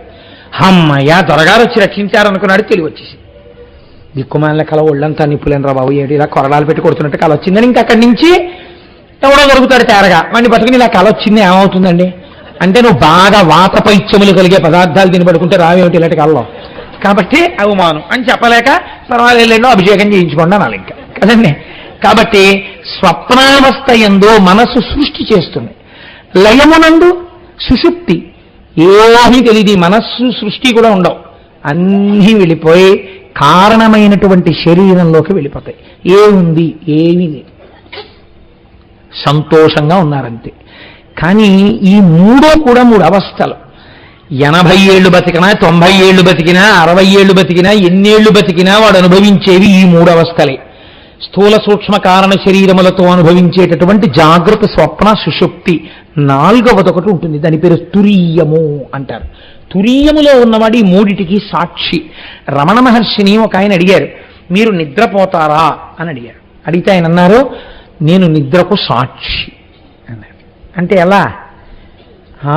ఈ శరీరం నిద్రపోతుంది, దీంట్లో ఉన్న ఇంద్రియాలు నిద్రపోతున్నాయి, ఈ మనస్సు ఆత్మలోకి వెళ్ళిపోయింది, మనస్సు కారణ శరీరంలోకి వెళ్ళిపోయింది, ఈ శరీరము ఇప్పుడు సుషుప్తిలో ఉంది అని సుషుప్తిలో ఉన్న శరీరాన్ని ఆయన సాక్షిగా చూస్తూ ఉండేవారు. ఇది మళ్ళీ లేచాక ఇది లేచింది అన్న ఆత్మ చైతన్యంతో సాక్షిగా ఉంటారు. అది చాలా గొప్ప స్థితి, అది అందరికీ రాదు. అటువంటి స్థితికి 4వది తురీయము అని పిలుస్తారు. ఈ తురీయము చేరడానికి ఈ 3 అవస్థలు తెలుసుకోవాలి. మనం ఈ 3 కాకుండా 4వ దానికి వెళ్ళాలి అని. ఈ 4వ దానికి వెళ్ళరు. ఈ 4వది చేరడానికి మొదట ఏది ఉండాలో తెలుసా అండి? పరమ భక్తి ముందు ఏర్పడాలి భగవంతుడి యందు. భగవంతుడి యందు భక్తి ఏర్పడితే, లేకపోతే మీకు ఎప్పుడు ఏ భావన ఉంటుంది? మాయ వలన ఇవే చాలా సుందరంగా ఉన్నాయి, ఎంత బాగున్నాయో అనుకుని ఇంద్రియాలతో లేవడం, కనపడ్డవన్నీ చూడండి, ఆవులు వెళ్ళిపోతూ వెళ్ళిపోతూ ఇలా ఏదో చెట్టు కనపడితే అని తినేస్తుంది, ఆ గడ్డి తినేస్తుంది, మొక్కలు తినేస్తుంది. అలా వంటింట్లోకి వెళ్ళడం, ఓ శౌచ్యం అక్కర్లేదు, కాళ్ళు కడుక్కోక్కర్లేదు, చేతులు కడుక్కోక్కర్లేదు, ఆ గూట్లో డబ్బా తీసుకోవడం, జంతికలు తినేస్తూ నవ్వులతో నిలబడడం, ఆవులాగో గేదిలాగో అలా రోడ్డు మీద వెళ్ళిపోతూ ఉండడం. ఆ మురుగుడు కాలం పక్కన ఏదో బండి ఉంటుంది, ఆ బండి దగ్గరికి వెళ్ళిపోవడం, ఏదో అని చూస్తాను, అవి తినేస్తుండడం. రైల్లో వెళ్ళిపోతూ తినేస్తుండ, బస్సులో వెళ్ళిపోతూ తినేస్తుండ, ఏదో అంతరమై శరీరం నిలబడక తినేస్తే పర్వాలేదు, ఏదో ఒకటి తినేయడం ఎందుకంటే ఏమీ తోచట్లేదు, ఏమన్నా పెడదు. మీరు చూడండి, ఏం తోచకపోవడం ఏంటండి? లోకంలో ఇంత వాంగ్మయం ఉంటే నీకు అసలు తోచకపోవడం అన్న మాట ఎలా వచ్చింది? టైం సరిపోలేదని పెద్దలు ఏడుస్తున్నారా? ఏమీ తోచట్లేదని అడగడు, ఏమీ తోచట్లేదు ఏమన్నా పెడదు అంటే, ఏమీ తోచట్లేదని ఇలా అడుగుతాడు మొగుడని కొంతమంది పిల్లల పాపం జంతికలు చెగోడీలు చేసి పెడతారు. ఎందుకండి ఇవి అని మీరు అడిగారు అనుకోండి, ఎందుకండి స్వీట్ స్టాల్లో అన్ని చేసి పెట్టారండి, ఆయన ఏదో ఒకటి తింటుంటారండి తోచదు అని. నిజంగా అప్పుడు మీకు అలాంటి యజమానిని చూసినప్పుడు ఎంత జాలి కలుగుతుంది అంటే, ఏం తోచకపోవడం ఏమిటి, ఆవిడ చెయ్యడం ఏమిటి, ఈయన ఏమీ తోచనప్పుడు తింటూ ఉండడం ఏమిటి, ఎందుకు అదంతానో అనిపిస్తుంది కదా మనకి. అలా జాగ్రత్త, స్వప్న, సుషుప్తి 3 అవస్థలు వీటిలోనే తిరుగుతూ ఉండదు. ఇవి చాలా సుందరంగా ఉంటాయి. మనకి జాగ్రత్త లేచి ఇంద్రియాలతో అనుభవించడం, ఇంద్రియాలతో అనుభవించేసిన తర్వాత అలసట వచ్చేస్తుంది. అది చాలా పురాణం వినేసేవాళ్ళగా, పరమభక్తి ఉన్న వాళ్ళ వెళ్ళిపోయి ఫస్ట్ లైన్లోనో 2వ లైన్లోనో కూర్చుని అని నిద్రపోవడం, ఎక్కడైనా వచ్చేస్తుంది ఆ నిద్ర. కాబట్టి ఇప్పుడు ఏమైపోయింది? స్వప్న, సుషుప్తి ఇంకా ఎక్కువైపోతే పక్క వాళ్ళ మీద పడిపోతూ ఉండడం, ఆనందం. అప్పుడు మైక్లోనో లేకపోతే పక్క వాళ్ళలో చెప్తే మళ్ళీ ఒకసారి బహిర్ముఖులు అవుతూ ఉండడం, జాగ్రత్త. ఈ 3 తప్ప మనకి ఏం తెలుసు? 4వది మనకి తెలియనే తెలియదు. ఈ 3తోటే సుందరం. అబ్బా ఎంత బాగుంటుందో, లేచి తిరిగితే సంతోషం, ఏమీ తోచకపోతే తింటుండడం, ఏమీ తోచకపోతే ఇంకోటి తినేస్తుండడం వాళ్ళ ఇంటికి వెళ్ళి, ఏమీ తోచకపోతే ఉట్టిగా తిరుగుతుండడం రోడ్డు మీద. ఎన్ని జీవులు చచ్చిపోతున్నాయో నువ్వు తిరుగుతుంటే. ఏ తోచకపోవడం ఏమిటి, తిరగడం ఏమిటి? నువ్వు కూర్చుని చదువుకో, కూర్చుని ధ్యానం చేసుకో, స్నానం చేసి కాసేపు కూర్చుని పురాణం చదువుకో, ఓ సహస్రం చదువుకో. ఏం తోచట్లేదండి, ఎలా పోదాం అన్నాం, ఏం తోచట్లేదండి అని. అబ్బో ఇప్పుడైతే అసలు కలిపురుషుడి యొక్క సమస్త ప్రభావ రాశి తీసుకొచ్చి రాశీభూతం చేస్తే ఒక టీవీ అనబడేది ఒకటి వచ్చేసింది, దానికి ఒక చెయ్యలు పుట్టింది, దాని పేరు సెల్లు. ఎన్ని వచ్చేసాయో చక్కగా. పూర్వం అంటే టీవీ అయితే ఇంట్లోనే ఉండి పాడు చేయగలడు, వెంట వచ్చి పాడు చేయడానికి ఒకటి ఉండాలి, సెల్లు.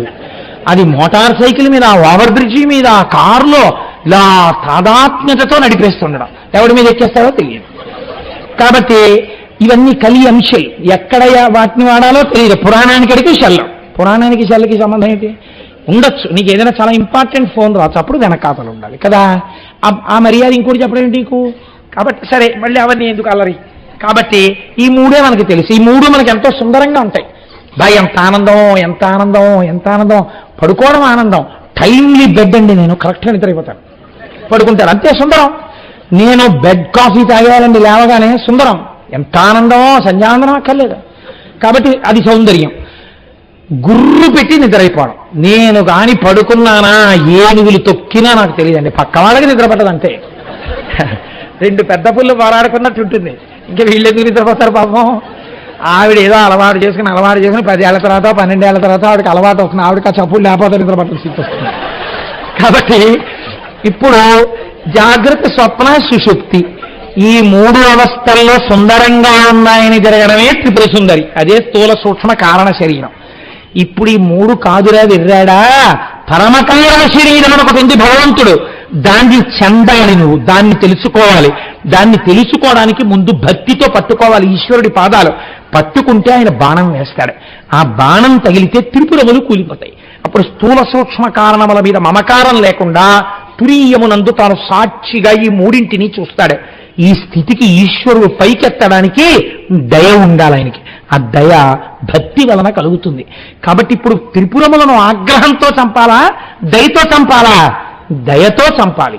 కాబట్టి త్రిపురాసుర సంహారము దేని వలన జరిగినది అంటే కేవలము శంకరుని యొక్క అపారమైనటువంటి దయ వలన త్రిపురాసుర సంహారము జరిగినది. మీరు ఇది వినేటప్పుడు మీకు నేను ఒక్క విషయాన్ని విజ్ఞాపన చేస్తాను, మీరు కొంచెం జాగ్రత్తగా వినండి. మనకి శంకర భగవత్పాదులు మహానుభావుడు, జగదాచార్యులు. వారు స్పృశించనటువంటి విషయం లేదు, వారు చెప్పనటువంటి విషయం లేదు. భక్తి అన్న మాటకు అసలు అర్థం ఏమిటో, భక్తికి మీకు మీరుగా న్యాయమూర్తిగా కూర్చుని మీరు భక్తిగా ఉన్నారో లేరో మీరు ఎలా చూసేసుకోవచ్చో శంకరాచార్యుల వారు ప్రబోధ సుధాకరము అని అద్భుతమైనటువంటి గ్రంథం శంకరాచార్య కృతం. అందులో ఒక శ్లోకం చెప్పారు శంకరాచార్యుల వారు. మీరు చూడండి ఎంత అందంగా ఉంటుందో. చేతశ్చంచలతాం విహాయ పురతః సంధాయ కోటిద్వయం తత్రైకత్య నితేహి సర్వ విషయా సన్యత్ర చ శ్రీపతిం విశ్రాంతిర్హితమస్యః త్వనుతయోర్మధ్యే తదాలోచ్యతాం యుక్త్యావానుభవేన యత్ర పరమానందశ్చ తత్సేవ్యతాం అన్నారు. మీరు ఒక త్రాసుని తీసుకొచ్చి అలా పెట్టారనుకోండి, ఇటు తక్కెట్లోనూ ఏం లేదు, ఇటు తక్కెట్లోనూ ఏం లేదు. త్రాసు ముళ్ళు స్థిరముగా ఉంటుందా? ఉండదు. ఎందుకు ఉండదో తెలుసా అండి? కాస్త గాలి వేసింది అనుకోండి, ఈ తక్కెడి ఇలా ఉంటుంది. ఈ తక్కెడి ఇలా కిందకి వెళ్ళగానే అన్నీ స్థిరంగా ఉంటాయి. పైన ఉన్నటువంటి ముళ్ళు మాత్రం ఇలా వంగుతుంది. కాసేపటికి ఎవరో వచ్చి ఇటు పక్కన ఏదో పడేస్తారు, అందులో ఓ రుమాలో ఏదో అక్కడ పెడతాడు, లేకపోతే తెచ్చుకున్న వస్తువులు ఏదో సర్దుకుంటూ గబుక్కున అలా వాచియో ఏదో తీసి అక్కడ పెట్టాడు. ఇప్పుడు ఏమవుతుంది? ఇలా ఒరుగుతుంది. త్రాసు అని దేనికి పేరు? ఎప్పుడు ముళ్ళు ఇలా ఇలా, మీరు తూకం కదండి వెయ్యాలి, మరి తూకం వెయ్యాలి కాబట్టి ఎప్పుడు ఇలా తిరుగుతూనే ఉంటుంది. ఈ త్రాసు యొక్క ముళ్ళు తిరగకుండా ఒక పక్కకి వంగిపోయి ఉండిపోవాలంటే ముళ్ళుని ఉంచేస్తే త్రాసు యొక్క శక్తి ఉన్నట్ట ఊడిపోయినట్ట? ముళ్ళు విరిగిపోయి పక్కకు వంగిపోయింది అనుకోండి, ఇప్పుడు మీరు దాన్ని త్రాసు అని పిలుస్తారా? అందులో చూస్తే ఒప్పుకుంటారా? ఒప్పుకోరు. ఇందులో పదార్థం పడినప్పుడు ఇటువైపు బరువు ఎక్కువగా ఉన్నది అని ఇటు పక్కకి వంగిపోయి ఉండిపోయింది అనుకోండి, అప్పుడు అది త్రాసు కదండి.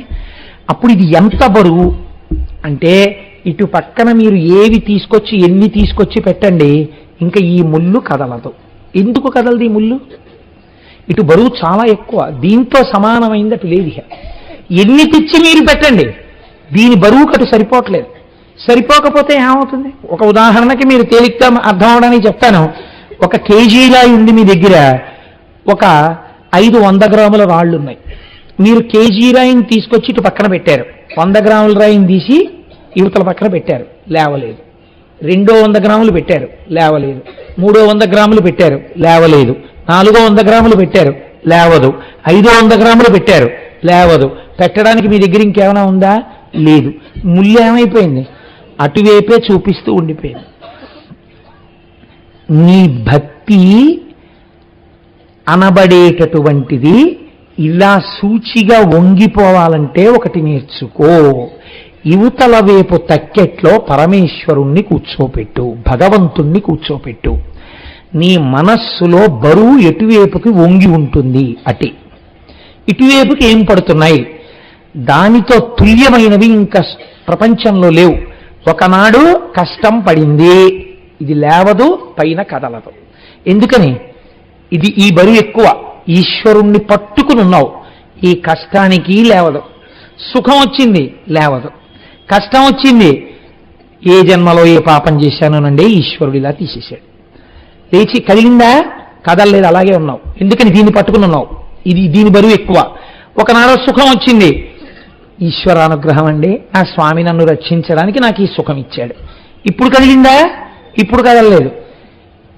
కష్టమునందు సుఖమునందు కదలకుండా తక్కెడ ఒక పక్కకి వంగిపోయిందని పైన ఉన్న సూచి ఇటు తిరిగిపోయినట్టు యువతల తక్కెట్లోకి ఏవి పడుతున్నా కదలని తక్కెడగా అవతల వైపుకి బరువు పెట్టగలిగితే, నీవు ఈశ్వరుణ్ణి కూర్చోపెట్టగలిగితే, ఎన్ని వచ్చినా దీని వలన దాని ఎందుకు కదలిక లేకపోతే, నువ్వు అలా ఉండిపోతే, అప్పుడు నీ మీద త్రిపురాసుర సంహారం జరగడానికి ఆవశ్యకమైన బాణం వేయడానికి ఈశ్వరుడు సిద్ధంగా ఉన్నాడు. ఈ భక్తి వలన జ్ఞానం వస్తోంది. నీవు భక్తిగా ఉన్నావో లేదో నీ మనస్సుని చూస్తూ ఉండు. కష్టం వచ్చింది, కదిలిపోయింది అనుకోండి, అంటే నా భక్తిని కొంచెం పెంచాలి. స్వామి అనుగ్రహంగా నేను దీన్ని తీసుకోలేకపోతున్నాను, ఈశ్వర అనుగ్రహం. ఈశ్వర, నా మనస్సుని ఇంకా పొందిక చెయ్యి, ఈ పాటి కదలిక లేకుండా చూడు. మళ్ళీ ఎవరికి చెప్పాలి? వీధిలోకి వచ్చి ఎవరికో చెప్పక్కర్లేదు, ఈశ్వరుడికి చెప్పాలి. ఈ కష్టానికి కదులుతోంది నా మనస్సు, కాబట్టి ఈశ్వర భక్తి కుదిరి లేదు. సుఖం వచ్చింది, ఇలా ఇలా ఇలా ఇలా ఇలా అన్నావు. ఊరంతా ఇది నాది నాది అంటున్నావు, అనకు. ఈశ్వరానుగ్రహం అంటే ఒక చిరునవ్వునవు. ఎవరికైనా ఏదైనా పెడుతున్నప్పుడు కూడా ముందు పెద్దల దగ్గరికి వెళ్ళి, పరమేశ్వరానుగ్రహం వల్ల మా ఇంట్లో ఈ శుభం జరుగుతోందండి, ఈశ్వరానుగ్రహంగా ఈ శుభం జరిగింది కాబట్టి మీ ఆశీస్సులు పొంది ఇటువంటి సుఖాల కలగడం వలన నా మనస్సు మరింత పూనిక ఈశ్వర పాదముల యందు పొందుగాక అని మీ ఆశీర్వచనం కోసం వచ్చారు అని అనేవాడు ఒకడు కనపడితే పొంగిపోవాలి ఆ రోజున. అంటే ఆయన కదలలేదు.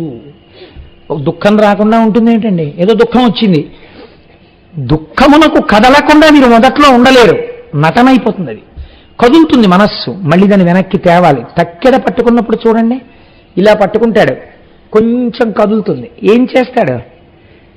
ఇటువైపు వేసిన బరువుతో సమానం చేయాలంటే ఇందులో కొంత తీసేస్తాడు, మళ్ళీ కొంచెం వేస్తాడు. అటు ఊగి ఇటు ఊగి సమానం అయిపోతే అప్పుడు దీన్ని తీసేస్తాడు. కొలమానం ఏది? ఇదే. అలా ఊగడాన్ని అవకాశం ఇవ్వక అసలు మొదట్లో ఊగుతుంది, ఏది వేసినా ఊగుతుంటుంది. నువ్వు బాగా ఇటువైపు బరువుకి తాదాత్మ్యం పొందేస్తే అసలు ఇది కదలది. ఇటువైపు వేస్తూ ఉండడమే, తీస్తూ ఉండడమే. ఏది వేయి ఏది తీ, తక్కెడటే ఉంటుంది. అంటే తన మనసు మాత్రం కదలదు, కదిలినట్టు కనపడతాడు. బాగుండదు కాబట్టి లోకంలో, లోపల మాత్రం తాను అలాగే ఉన్నాడు. అన్నిటి యందు ఈశ్వరుడి యొక్క అనుగ్రహాన్ని, ఈశ్వర విభూతిని దర్శించుకుంటూ వెళ్ళిపోతాడు. అందుకే అలా దర్శించగలిగిన సమర్థత కలిగిన ధర్మము కాబట్టే సనాతన ధర్మం ఒక్కటే మృత్యు రావద్దని అడగలేదు, మృత్యు దేవత అంది. మీరు చూడండి, ఈ శరీరము జర్జరీభూతం అయిపోతుంది, వృద్ధాప్యం వచ్చేస్తుంది, ముడతలు పడిపోతుంది, ఏమి వినపడవు, ఏమి కనపడవు. ఇంకా శరీరంలో ఆ గూటి యందు ఉండాలని కోరకూడదు. ఆ శరీరంలోంచి విడిపించి కొత్త శరీరంలోకి వెళ్ళడానికి అనుగ్రహం ఇచ్చింది కాబట్టి మృత్యుని కూడా దేవతాస్వరూపంగా ఉపాసన చేసింది సనాతన ధర్మం. అకాల మృత్యు వద్దంది తప్ప పండిపోయిన పండు నేలరాలకూడదని మీరు అరక్కూడదు. అందుకే మృత్యుంజయ మంత్రం ఓం త్రయంబకం యజామహే సుగంధిం పుష్టివర్ధనం ఉర్వారుకమివ బంధనాన్ మృత్యోర్ముక్షీయమామృతాత్. దోసపండు విడిపోయినట్టు విడిపోమని చెప్పింది. ఇది నీ భక్తి తక్కెట వలన నువ్వు నిరూపించుకుంటూ ఉండు. రోజు ప్రతిరోజు రాత్రి పడుకోబోయే ముందు ఎన్నింటికి కదిలిపోయావు, ఎన్నింటికి నిభాయించుకున్నావు, ఏమి వింటున్నా నవ్వుతూ ఎన్నింటికి మాట్లాడగలిగావు, ఎన్నింటి యందు ఇలా ఇలా పళ్ళు పటపటలాడించేశావు. ఒకసారి ఆలోచించి 11 మాటలు నీ ఇష్టదైవతానామని చెప్తూ, నిద్రపోయే సమయం కాబట్టి శివనామం చెప్తూ, ఆయన స్వల్పకాలిక లయం చెయ్యగలిగిన వాడు కాబట్టి, ఈశ్వర రేపటి రోజున నేను అలా వేళ్లు విరవకుండా, నేను రేపటి రోజున అలా కోప్పడకుండా, నేను నిభాయించుకునే శక్తి నాకు కృప చెయ్యి అని నమస్కారం చేసి పడుకోవాలి. ఇది సాధన. అలా చెయ్యగా చెయ్యగా చెయ్యగా ఈ తక్కెడ లేవదు, అప్పుడు త్రిపురాసుర సంహారం అవుతుంది అని మనకి శాస్త్రం మనం ఎక్కవలసినటువంటి మెట్లని శంకర భగవత్పాదులు చేసినటువంటి ప్రబోధ సుధాకరంతో అనుసంధానం చేసుకుని చూసినప్పుడు ఈ రాక్షస సంహారము మన యొక్క ఉన్నతిని చూపిస్తుంది. కాబట్టి ఈశ్వరుడి యొక్క లీలలలో దీనిని చాలా గొప్ప లీలగా చెప్తారు.